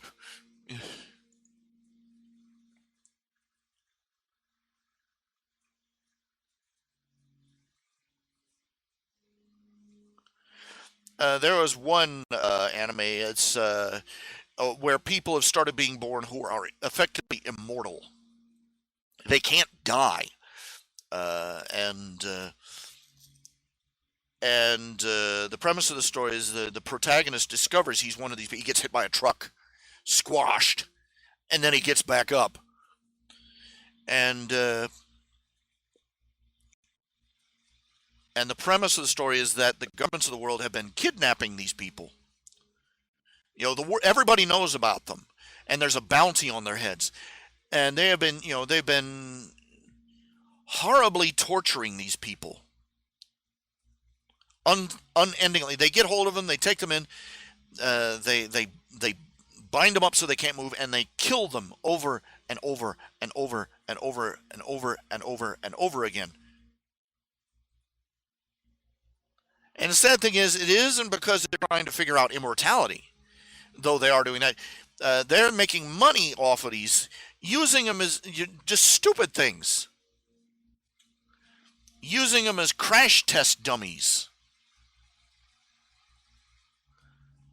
or to test out new weapons. New firearms and bioweapons and the like, and because crash dummies are expensive, but these guys are cheap. It's retarded. And naturally, all the characters that have become immortal, they're more or less sociopaths, largely due to this treatment.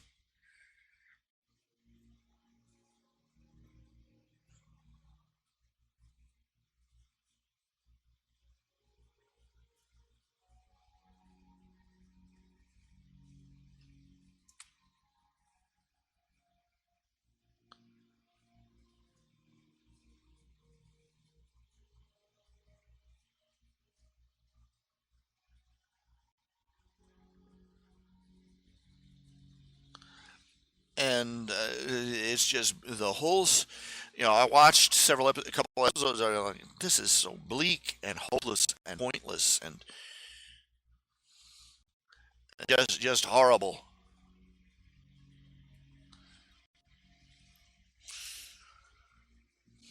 And I remember watching one anime where these last two cities of people on Mars were trying to survive. And they go through this huge, complicated plan where they're trying to get a colony to Earth so they would survive. And at the end of it, everybody dies. They don't even get to Earth. They all die there on Mars. These two cities have been at war, and they're both trying to survive, but they both kill each other at the end. That's it. That's the end of the movie.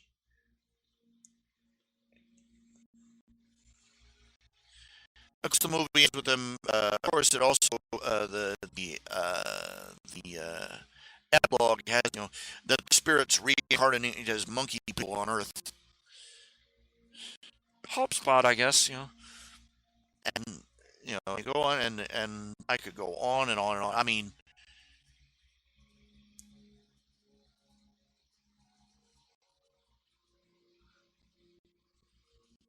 Neon Genesis Evangelion. It came out that the guy that was writing this, writing Evangelion,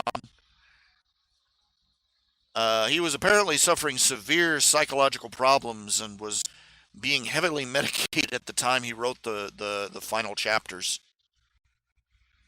Which explains a lot, doesn't it?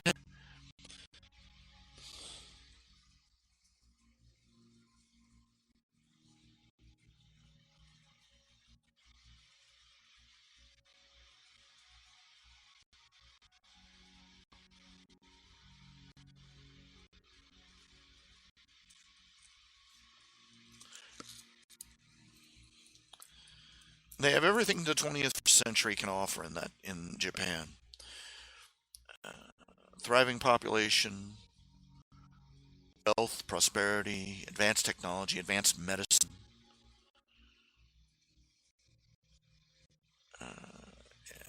All the bennies, and they have culturally such a bleak outlook.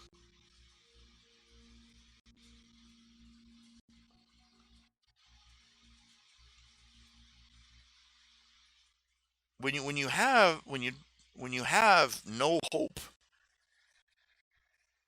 beyond this life,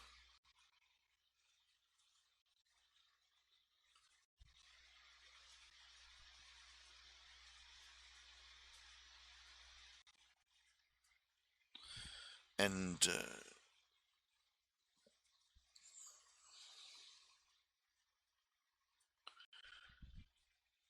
Western civilization is a Christian civilization culturally, and the beliefs and outlook of Christianity are deeply embedded in the Western culture, and you can tell the difference because culturally we have the Judeo-Christian outlook. People believe in an afterlife.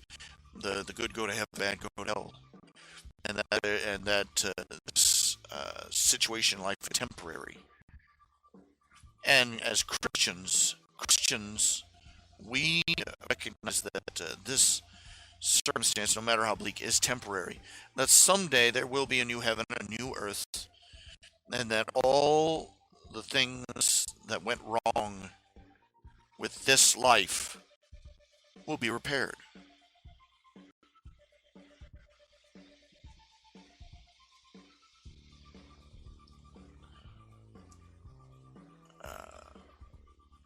Neo-pagan cultures do not have that.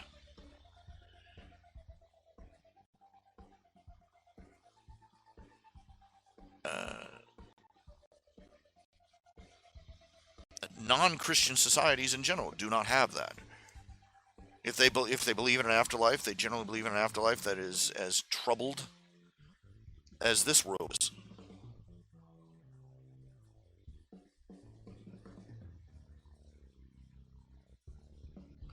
That is, it's as violent and impermanent as this one.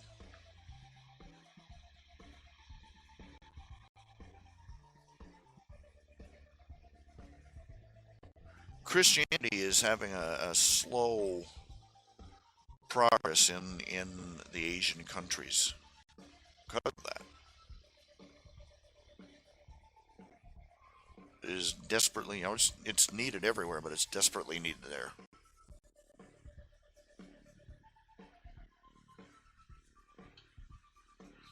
That's what I love about neo-pagans. They talk about how great and superior pagan, the pagan, polytheistic worldview is, and yeah, you take them, show them a history book, ask them about the Roman Empire, ask them about the Roman Empire, point out that the Roman Empire was, the definition of a pagan culture. They worshipped Zeus and Apollo. They worshipped a pantheon, and they also had people. They worshipped lesser gods by the thousands, and yet Even though Christianity was a quick route to being either burned at the stake or fed to a lion, people by the millions flocked to it. If paganism is so superior to Christianity, why did people abandon paganism by the millions? The gospel of Jesus Christ.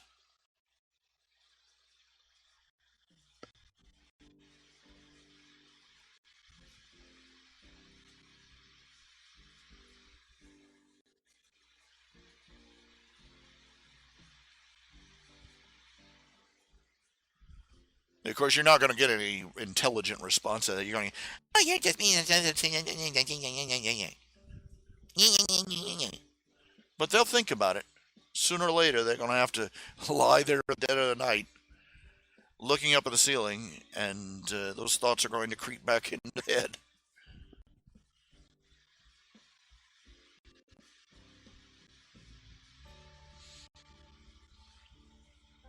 Isn't it interesting that why is it that if an alleged Christian, studies science and and comes at the other end as an atheist, they everybody says that they saw the truth and were like, why is it that despite all the many more that are going the other direction, they come in an atheist, they study and reason? Why is it the one who became an atheist?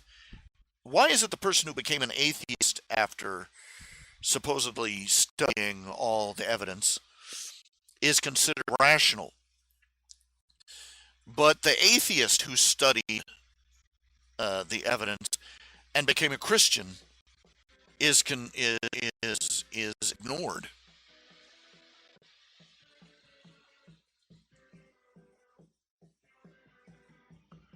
Chew on that one for a while. Think about it.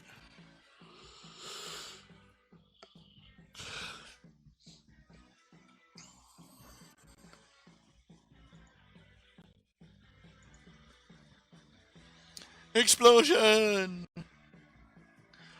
Boom, boom, boom.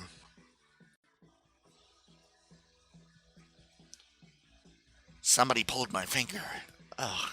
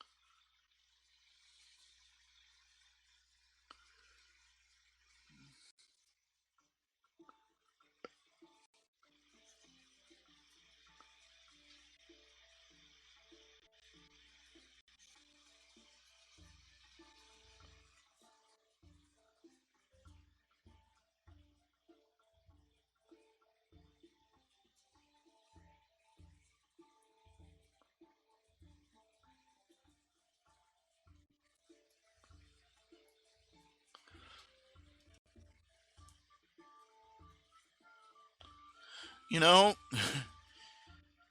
Bellwether was a gruesome little thing. You know that movie in movie Zootopia. Bellwether. She think about it. She stood there and was going to watch as Nick literally tore Judy apart and ate her alive. I mean, Caligula.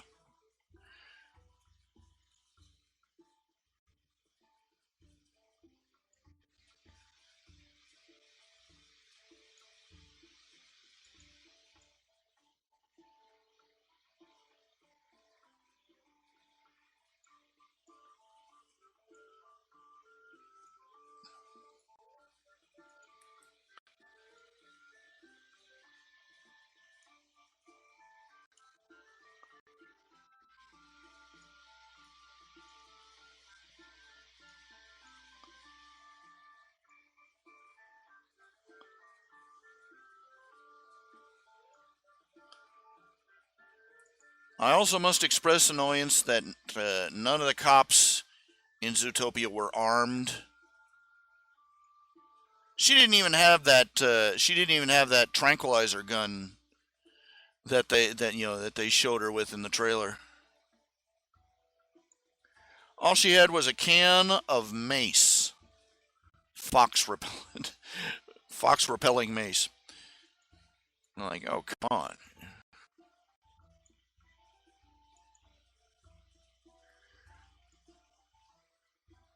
You gotta wonder though. Think about it. Think about just how in order, it's supposed to have been tens of thousands of years, right? They quote unquote evolved and became intelligent, and they developed civilization, but and yet they still have they still have species dependent prejudices. All these, thousands of years in the future.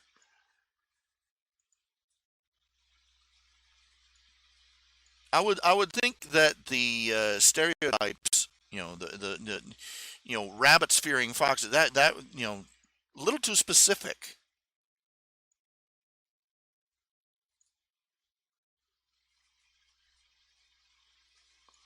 If you follow what I'm saying,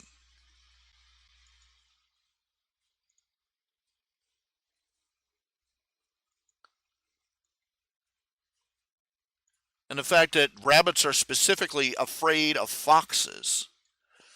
I'm like, how recently were foxes eating rabbits?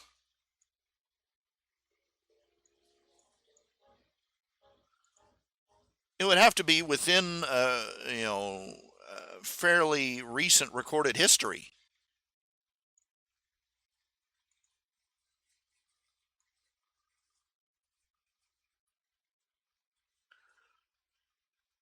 A little nightmare, little fridge nightmare logic there for you.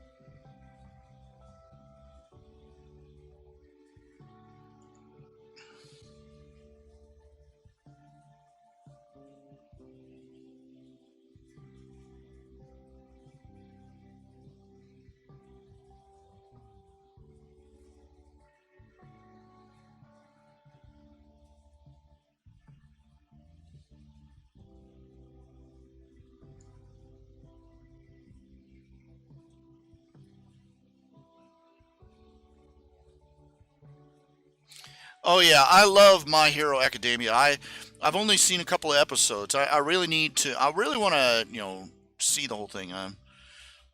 I had a subscription to Funimation, but I closed it out.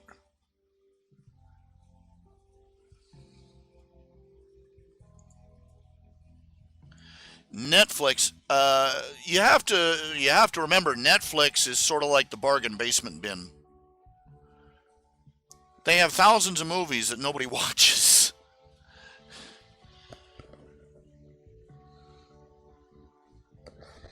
A night watching Netflix consists of spending hours and hours scrolling through. I watched the subbed version.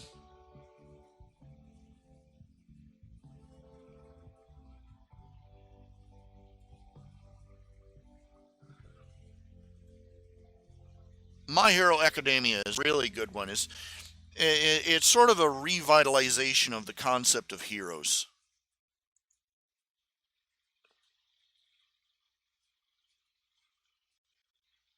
I've only watched the first 5 or 6 episodes. I want me want more.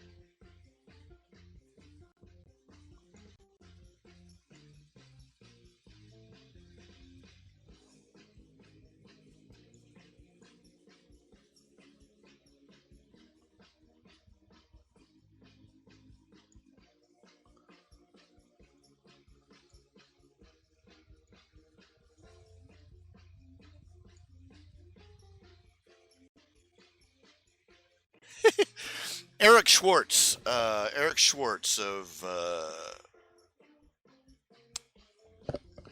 well, look him up. He's Sabrina Online. He draws the webcomic Sabrina Online. Well, he's done some draw. He's done a couple of comic shorts for Zootopia. Nick and Judy fan fiction. He did one where the police Klauhauser was supposed to file, supposed to put the uh, he was supposed to put the night howler extract in evidence, and he stuck it in the because it was biodegradable. He stuck it in the fridge in the break room, and one of the little blue balls fell into a basket of blueberries that was in the fridge, and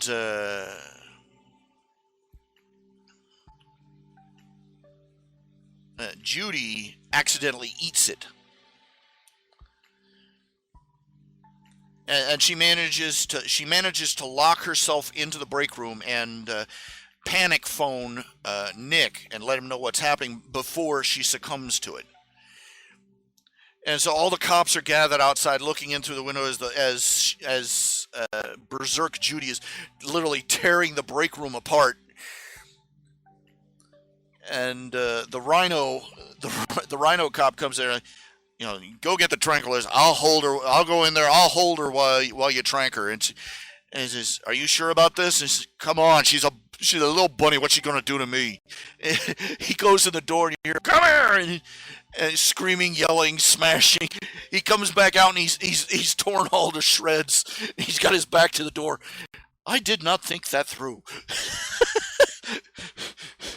She's very fast. I think I'll be going to the staff nurse now. I like to peed myself.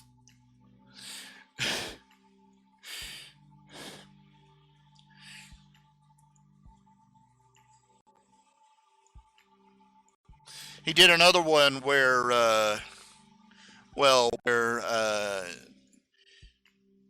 Nick and Judy were, had spent the night. Uh, but anyway, classic moment of terror. They're in bed, they're sleeping, and the relation. This is supposed to be, at the just about living together point of their relationship, apparently. But anyway, you know, epic terror moment. Classic you done goofed moment. They're both asleep in bed, and their cell phones are both on the same end table. And Judy's phone rings, and Nick picks it up. He's half awake. He picks it up. He picks up the wrong phone. And it's her parents, who apparently don't know that Judy's in a relationship. And the whole strip is and the whole story is him trying to fake his way through. Oh yes, we work together quite closely, and Judy's there, the just miming hanging herself while he's got the phone. And he manages to pull it off. Doesn't let on what's really going on to either of them, and very nice to speak to you, Mr. and Mrs. Hobbs. Bye bye. She's like, I want to strangle you so much.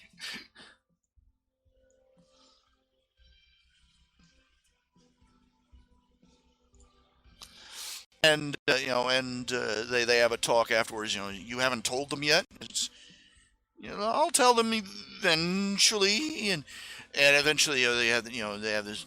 It's actually a very touching and sentimental point in the story. She breaks down out and she admits that she hasn't told them because she's scared, not of what they will say, but of how everything you know he's predator, she's prey, and he's a fox, she's a rabbit, and what happens. She's scared that that the racial relationship isn't going to hold, and and he admits to her that he's had those same fears, and real sentimental thing where they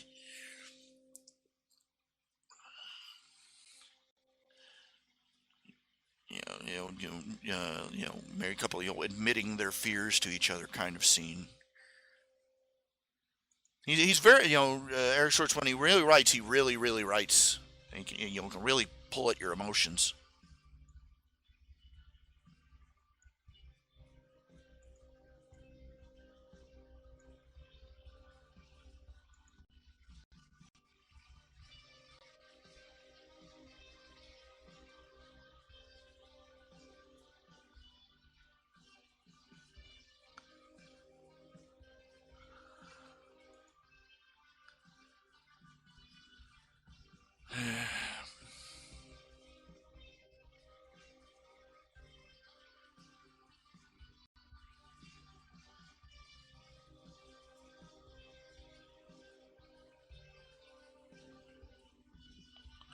Oh yeah, Jacob. There's a definitely watch My Hero Academia. It is an awesome. I've only seen a couple of episodes. Like I said, only three or four. Uh, it's great. The main character spends a lot of time, plexing. Getting tearfully over emotional, but still, it's a great show. Eh, if you want buddy cops, get two dudes, okay, or two chicks. You put a guy and a girl together, regardless, there's going to be a certain amount of what they call UST. There's going to be a certain aspect of them being, emotionally involved with each other on some level, and it's eventually going to pan out that way. It's just human nature.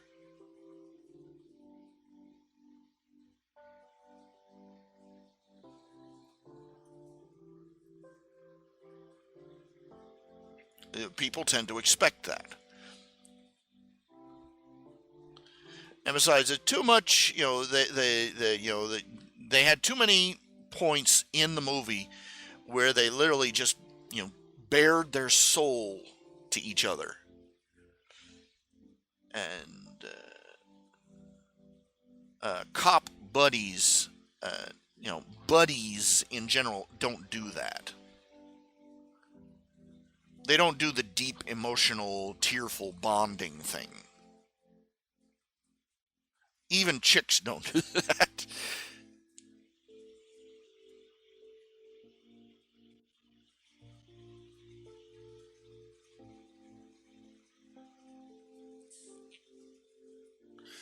One of the things people pointed out is that they do things really different in their police force because, generally speaking, patrol cops don't do investigations.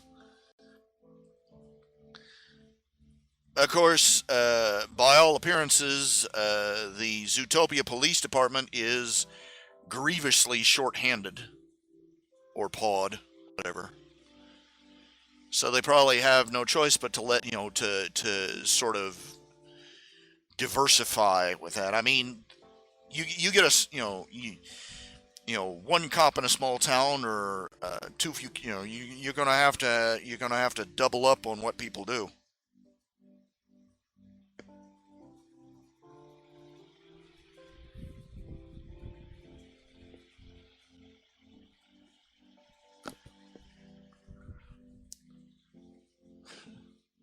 Cruel moment. Judy's parents are talking. Dreams are nice, but sometimes you have to learn to settle. I mean, take us. Her dad's saying, we learned to, we reached a point where we settled, and his wife looks him over and says, "Yeah, we settled hard." Ouch, woman. That was brutal. You got to listen to it a couple of times before you catch it.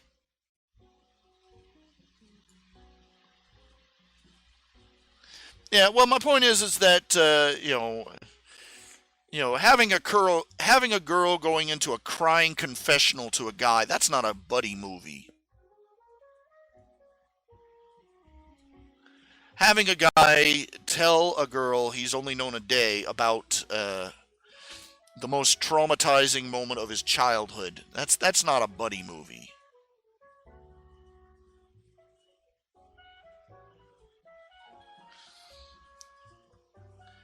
Yeah, well, I can't quite agree with that. As long as if you don't believe them enough, you're never going to make them happen either.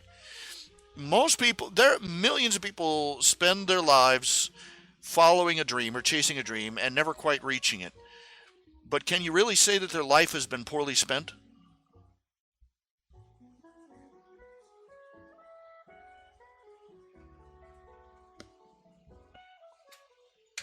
At least they did something with their lives. Sometimes, and more often than not, they blaze a trail that somebody else after them will follow.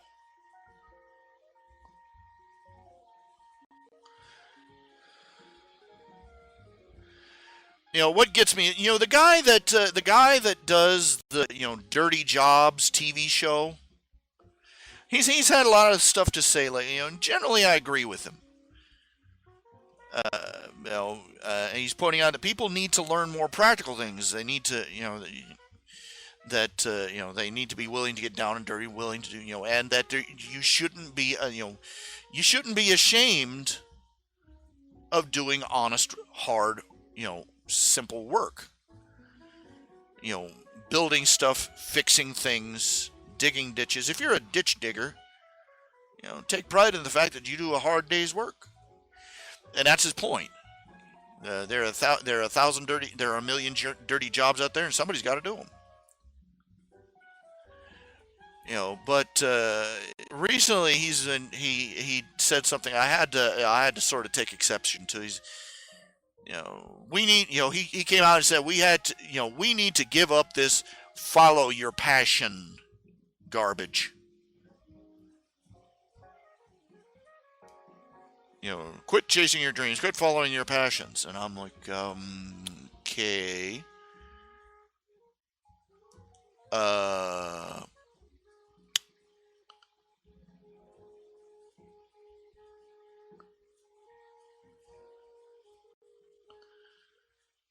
okay, this may sound a bit snarky.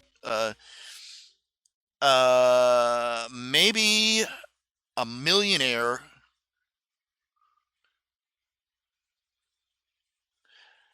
Maybe a millionaire who makes his living doing a TV show shouldn't be telling the rest of us to settle. If he's not a millionaire, I'm a codfish, okay? He's a TV celebrity. I don't care what he did before. He's a TV celebrity, and that's how he makes his living. And he's standing there up on, on TV, the dream of many people in America and the most of the Western world is to be a TV star. How many people dream of being a TV star? And he's up there telling us, everybody else, just settle. I'm like, hold on. And,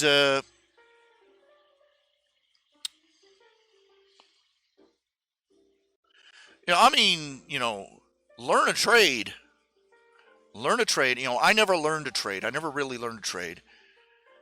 And I really, and I regret that to this, right now, to this day. Because being able to do stuff, even if it isn't your dream, that's a fallback position.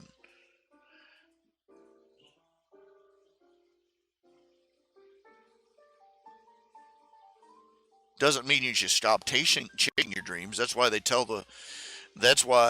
common joke is, keep your day job. That doesn't mean you should give up your nighttime job either. But, no. And you know what? It's kind of ironic, is that every generation is told, oh, you really need to get on the ground floor of this.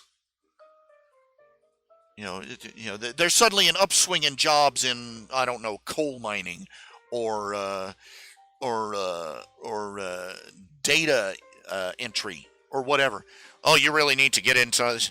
You're foolish if you don't get in on this. And by the time you get out of school, guess what? The wave has moved on. And these same people that told you really need to get in on the ground floor on this are standing there laughing at you, calling you a fool for wasting your time.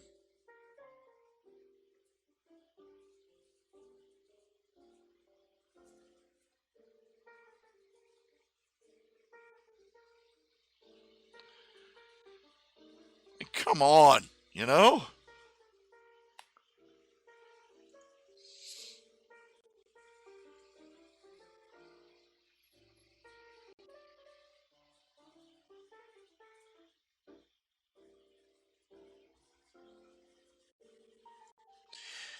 The problem with telling people to be realistic, a rational person accepts the world the way it is and adjusts his life accordingly.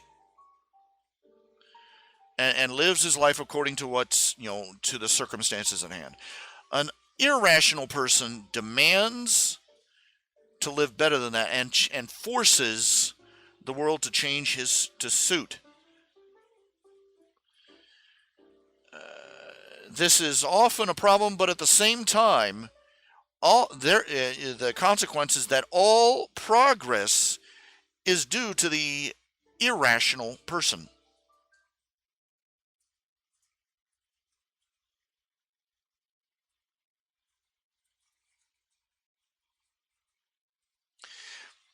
The people who if you dream of being a rock star, if you dream of being a musician, for instance, you know who becomes a musician? It's not somebody who did it as a hobby. Okay, who gets on the American Top 40? It's not the guy who treated his music like it was a hobby. All right.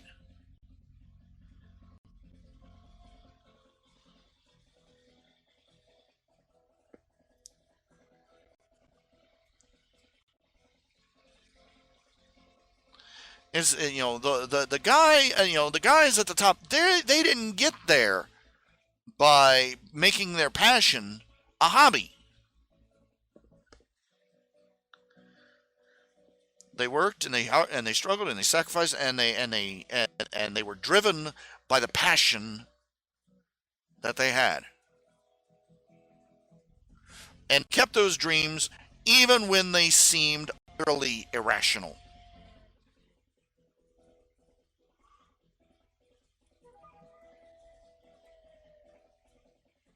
Sensible people don't run marathons. And sensible people definitely never win them.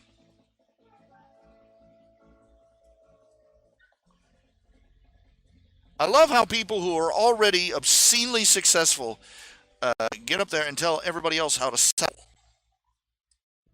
That's my problem with Mike Rowe right now.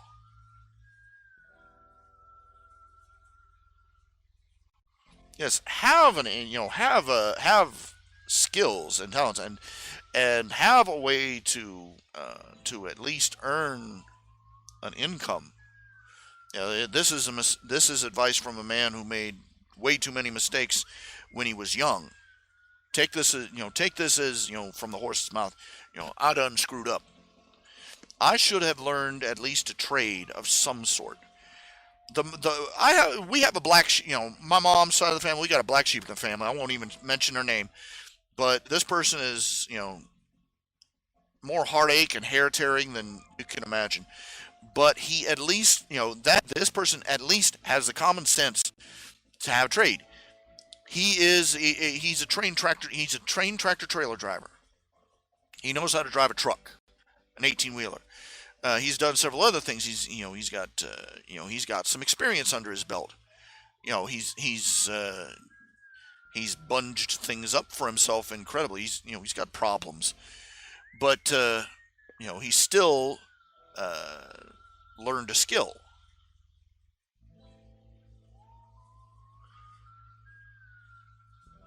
But don't sacrifice your dreams for security.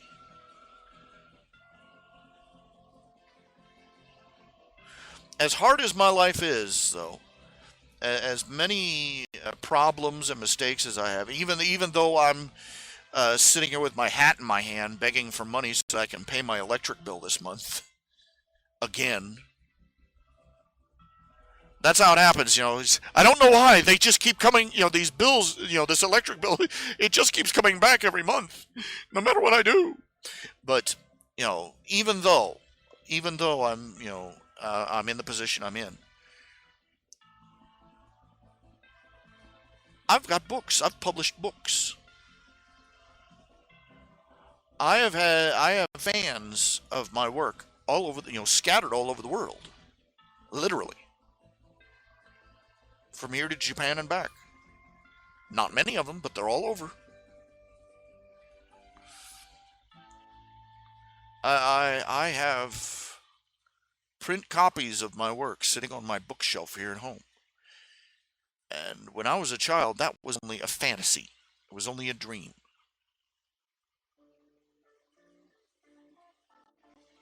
And God was kind enough to let me achieve even that little dream. My work may go unfinished. I mean, I may never live long enough to finish writing the Tales of the Questor or any of my other works. I may never, you know, I may never be rich. I'll probably never be I'm not going to be the next J.K. Rowling.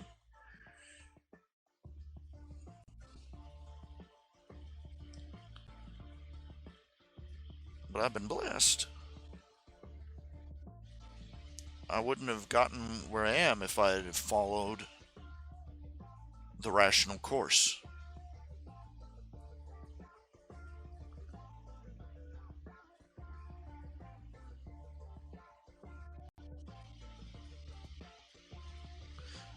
Hell, if I'd have chased my dream in the way all the professionals told me to, the way, that's the interesting book. If you study up on how to enter a career, generally speaking, the information you're reading is about a decade out of date, at least.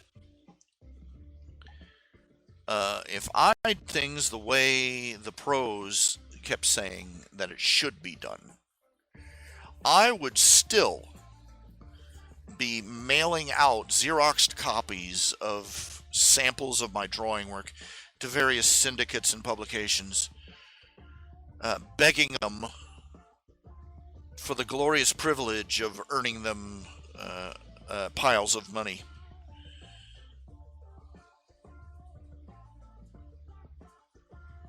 The web changed a lot. I've enjoyed, the web is an illustration of what a free, uh, you know, basically at its root, the internet is a largely laissez-faire libertarian society, if you like, a model of one, and it's demonstrated that even the scrubbiest slacker and joke case like me can scratch together enough to survive.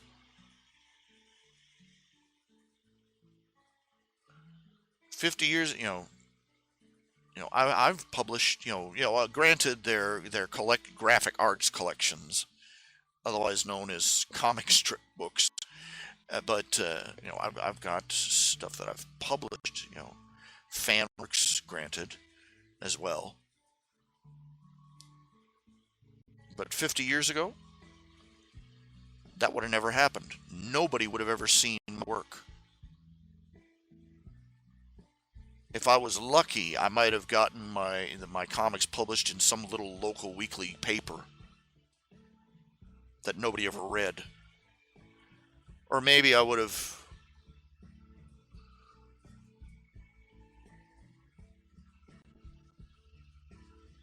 maybe I would have seen a,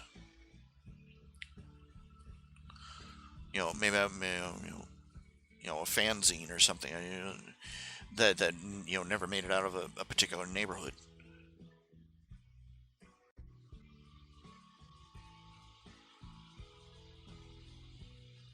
25 years ago, this would have been an impossible dream. What I have accomplished thus far.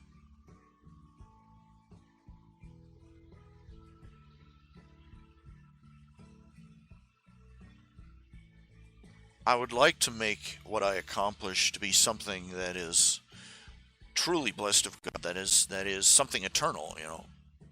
Something of true value.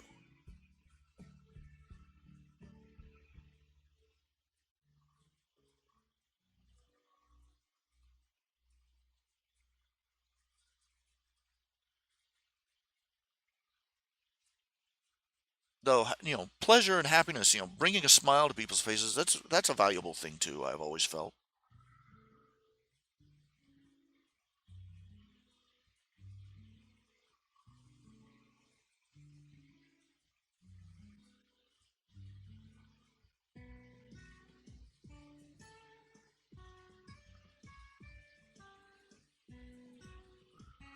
I would like to hope that God smiles on that.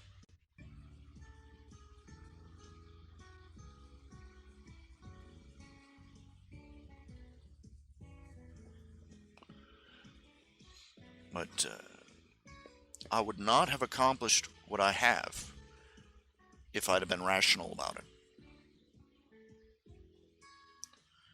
We would not be sitting here talking about this. You would not be reading my back comics or waiting for my next publication.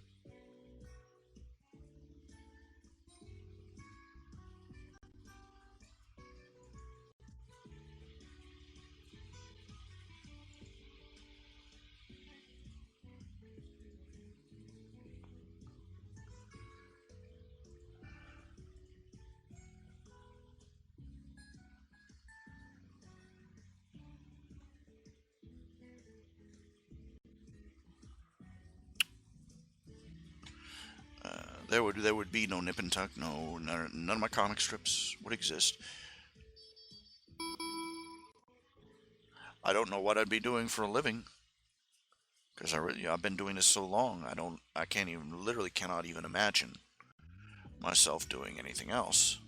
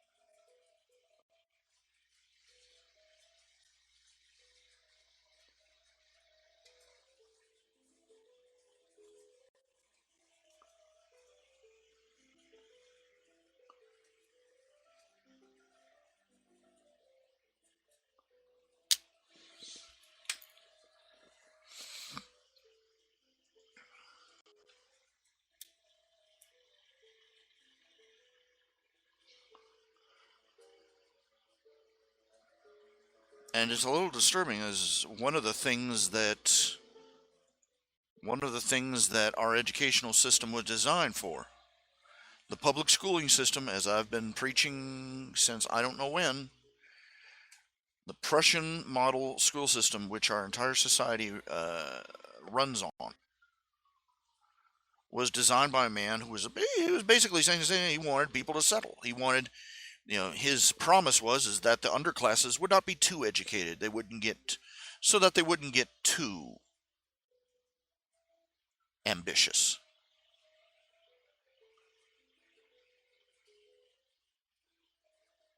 Literally, he was out there reassuring the elites of our society in America 100 years ago, not to fear. The underclasses won't be, the public schooling system won't, make them too educated. The purpose of our public schooling system was to design people who were good for being cogs in an industrial machine or cannon fodder on a battlefield. The entire, our entire educational system was designed to get people to settle, to be complacent.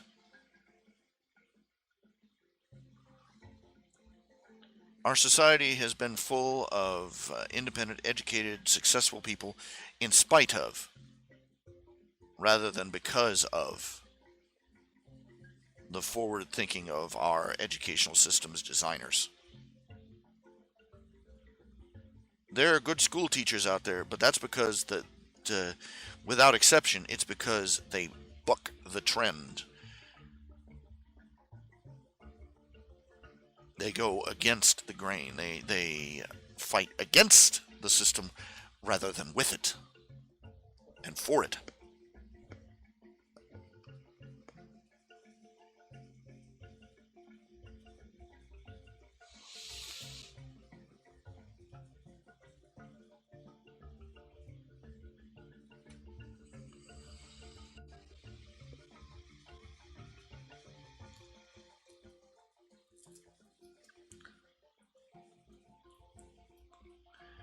On the topic of the web, what are my favorite web comics? Well, that changes a lot. I have a list. Let me put it this way. You can see my. Let me switch over to my desktop here, so you can see my desktop. You can see my desktop. Okay. Here, let's see here. Here's my folder for webcomics. There are 4 subfolders. Each folder, let's see, folder 1 has 1A through 1H. 2A through 2, see, there's 3 in there, and there's 2 in there, and 1 in there. I've got a lot of comics that I browse. And can't really say I've got any, ones that I'm fanatical about, Not off the top of my head. Generally because I find one that I like, and then I find out that they're not going to update for next 20 years or something.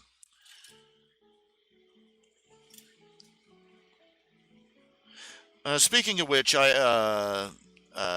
and Tuck got updated.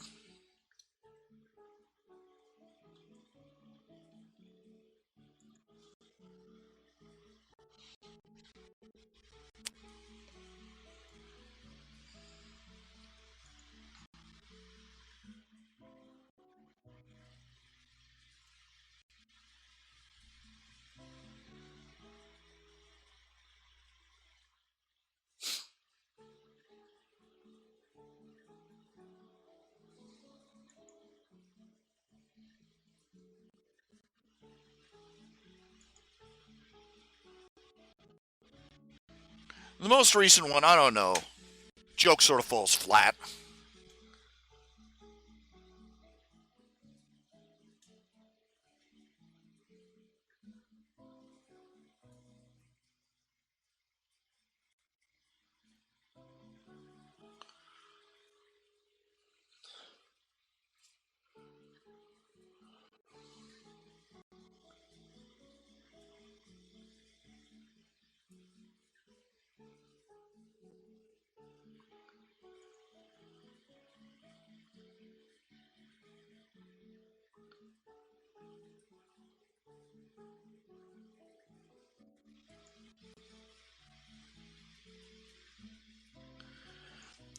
Let's not get political here.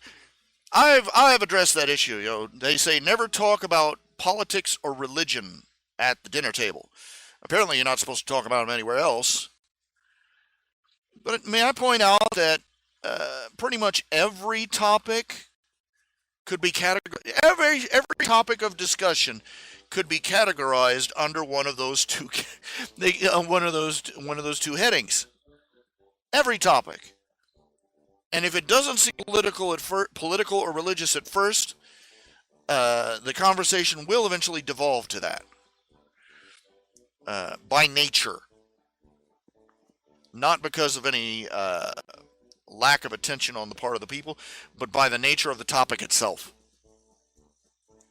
And what's more, any topic out there that isn't political has been politicized by someone.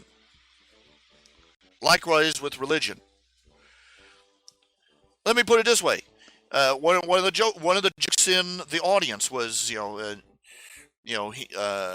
protagonist had taken the main 6 to a burger barn proxy. Basically, it was a McDonald's that Celestia had commissioned opened in Equestria. And he took the main 6 and a bunch of colts and foals there, and they were all sitting around there talking about various issues, and he started talking about the politics revolving around McDonald's back on Earth. And Rarity says, well, I was always taught you didn't talk about either religion or politics at the dinner table. And he looks at her and he says, oh, really? I can take any topic that you name and get it over into either one of those in less than 2 steps. And she says, oh, very well. And she goes, my, isn't the weather lovely today? And he looks at her and he says, doggone that weather doggone that weather patrol. What is Celestia thinking?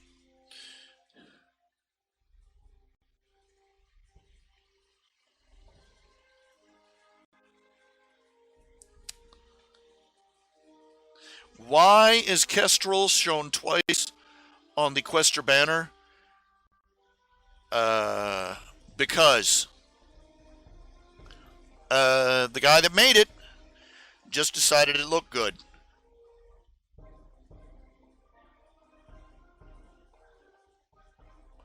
He sort of cut and pasted it, and John Mayer just looked at it. Okay, it looks good. It's functional.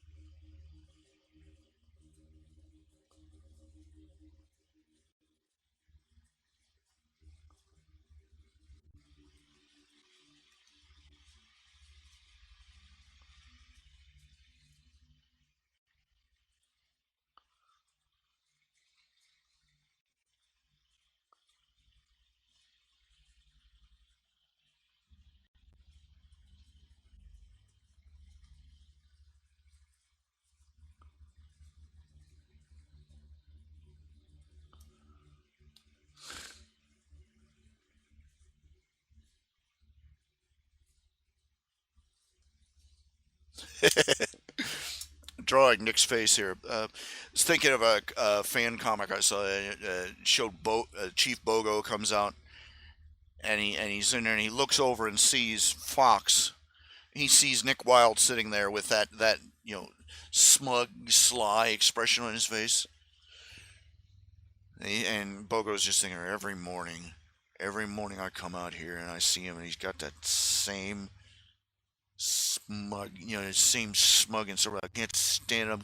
Just gonna lose my mind if I see it. And he turns around, and he looks over at Judy, and Judy is sitting there, and she is wearing the exact same expression on his face, on her face as Nick has. And it pans back to Bogo's face. His eyes are just bugging out of his head with the stress.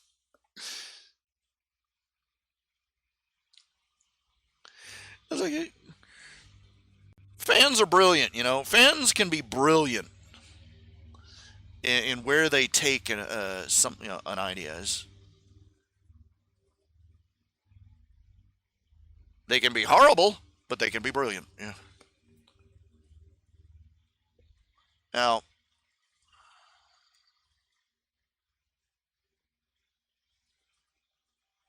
I used to know a website. There was a web page. I think it was on like cracked.com. They listed off a bunch of what was, classical movies, books, plays, and such that were actually fan works, ascended fan works.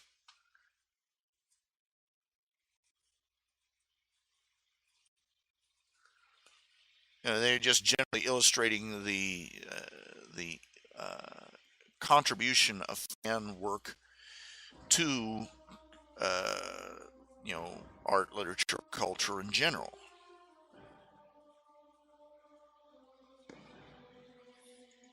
Fan works do get looked down on a lot by people,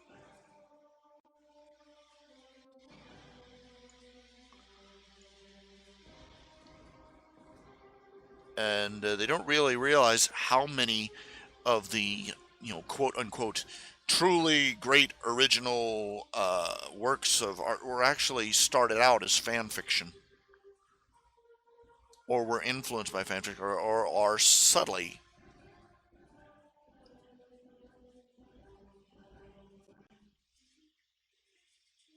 uh,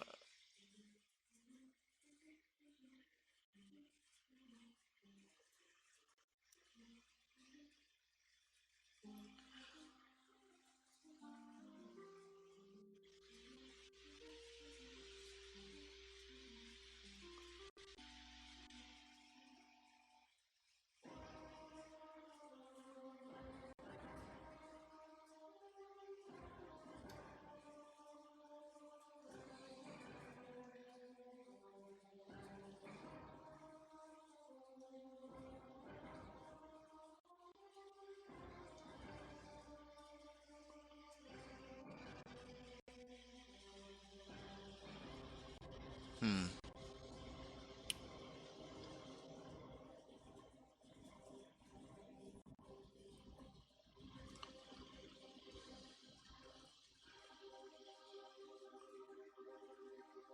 yeah, it's more like it.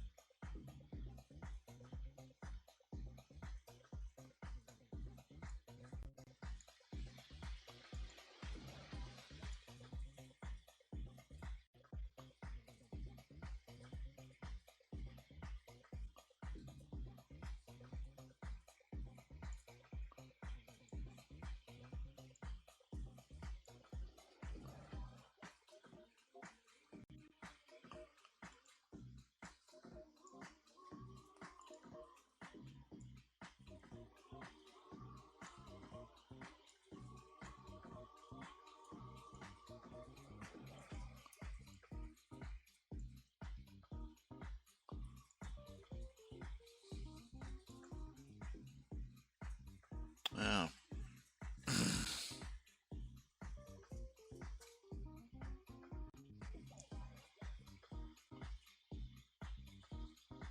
How old is Quentin Quinn meant to be? Well, hard to tell. As other posters point out, they live out, the Space Rangers. First of all, they live in a culture that has things like rejuvenative treatments that reverse aging. They also, and Rangers in particular, due to the fact they travel frequently over extreme distances in space, uh, they have to deal. They have to deal with a lot of temporal lag. I mean, they could take a couple of days getting someplace, and it could be a couple of years. They could lose a couple of years, or vice versa. They take for them the trip takes a month, and they arrive and it's the same. There's no one central cosmic clock. That's essentially the problem presented by relativity. And there are many places in the universe where time runs faster or slower, again, due to relativity. So, his age is a ballpark guess. He's probably in his mid-50s, but biologically, he's biologically he's at his physical peak. So you look at him, you'd swear he was like 20 or 25.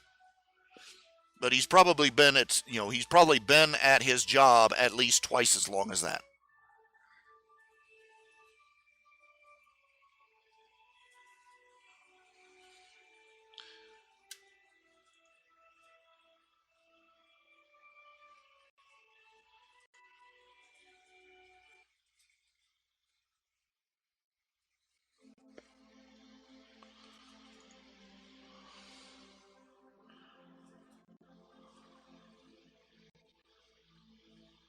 In order to have the level of experience and training and just to have the experience he does on his belt. Keep in mind, he's already dealt with at least one planetary economic and social collapse. So he's not he's slowly edging towards grizzled veteran status despite his physical youth. Also, keep in mind his species hasn't lived. It's perfectly normal for his species to live 2.5 centuries. So.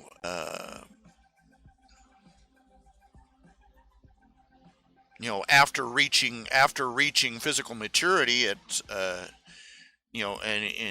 at the age of 20 to 25, they have a very prolonged lifespan, at least by human standards. Just assume that when he says that he's been through a lot of crap, he's lived long enough to do it.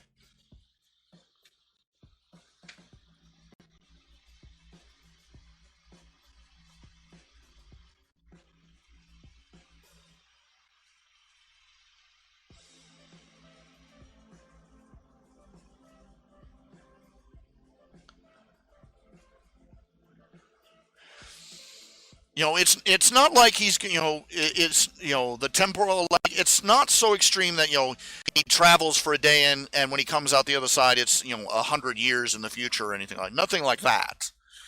But it adds up. Gain a day here, lose a week there. Eventually you're going to have a hell of a time synchronizing your watches with your clock at home.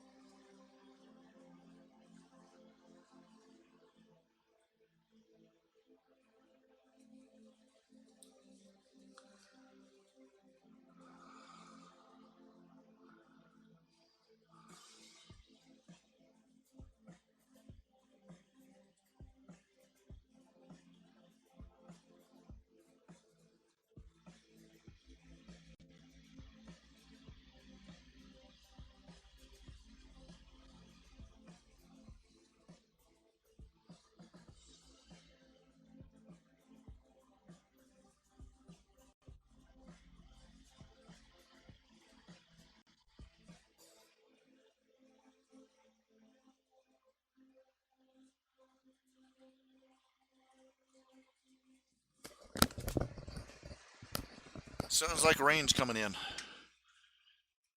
Let me see here. Let me check the weather here. This weather report. Instead of looking at the window, I pull up the weather website. What does that tell you? I wouldn't mind having a couple of webcams stick over my door, stick over my... Just look around and shit.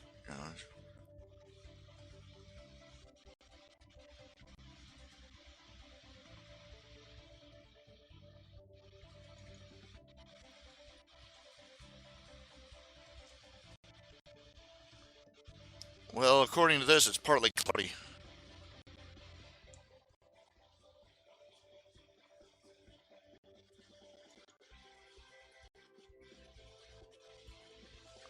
Yep. Rain's rolling in just now.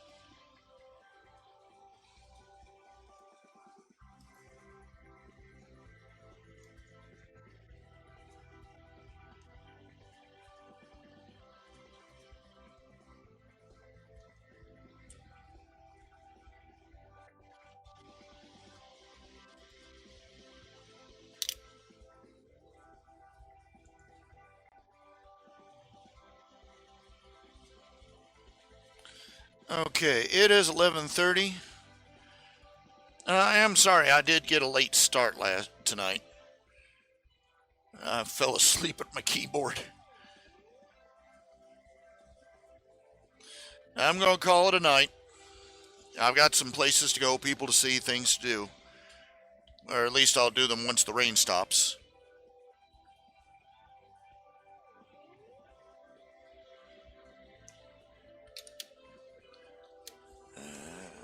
Couldn't begin to tell you where the comic I saw was, dude. There's a web browse. But, okay, I'll see y'all tomorrow.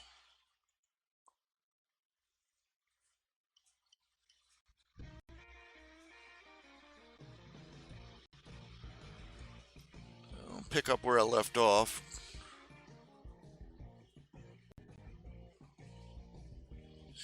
And as always, I'm always taking commissions. Please, I gotta get some commissions. If you know anybody that needs an artist, I'm serious here. If they need, if they need a character drawn for their web page, or for their book, or they need a book cover, I'll do that. If they need any, if they need some spot illustration, I'm the dude. I'm the dude. Send them my way.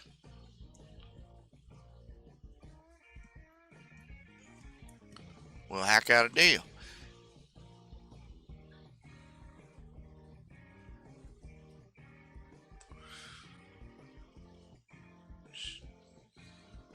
If you know somebody who'd like if you like to toss something in the hat, go to www.rhjunior.com and hit the PayPal button and say, I want to patronize this artist.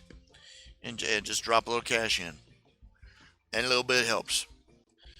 I got 2 weeks, and they got a great big angry bill coming my way. I'm like Indiana Jones running down that tunnel with that great big bowling ball after him. And the bowling ball is gaining. So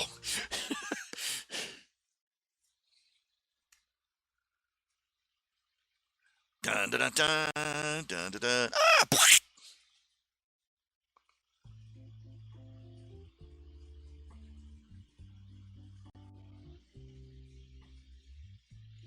Find yourself some rich millionaire. Tell him, he got an artist. But, I'll pay him, how much does he want for a little colorful little cartoon sketch? 20, 30 grand, something like that? Just a little pocket change, just, I'll go for that. I think I'll solve my financial problem. Go out and sell hot dogs in front of the Pentagon. How much is it? 500. Yeah. You want mustard? That's $1,000, baby. Yeah. Okay. But I'll see you all later.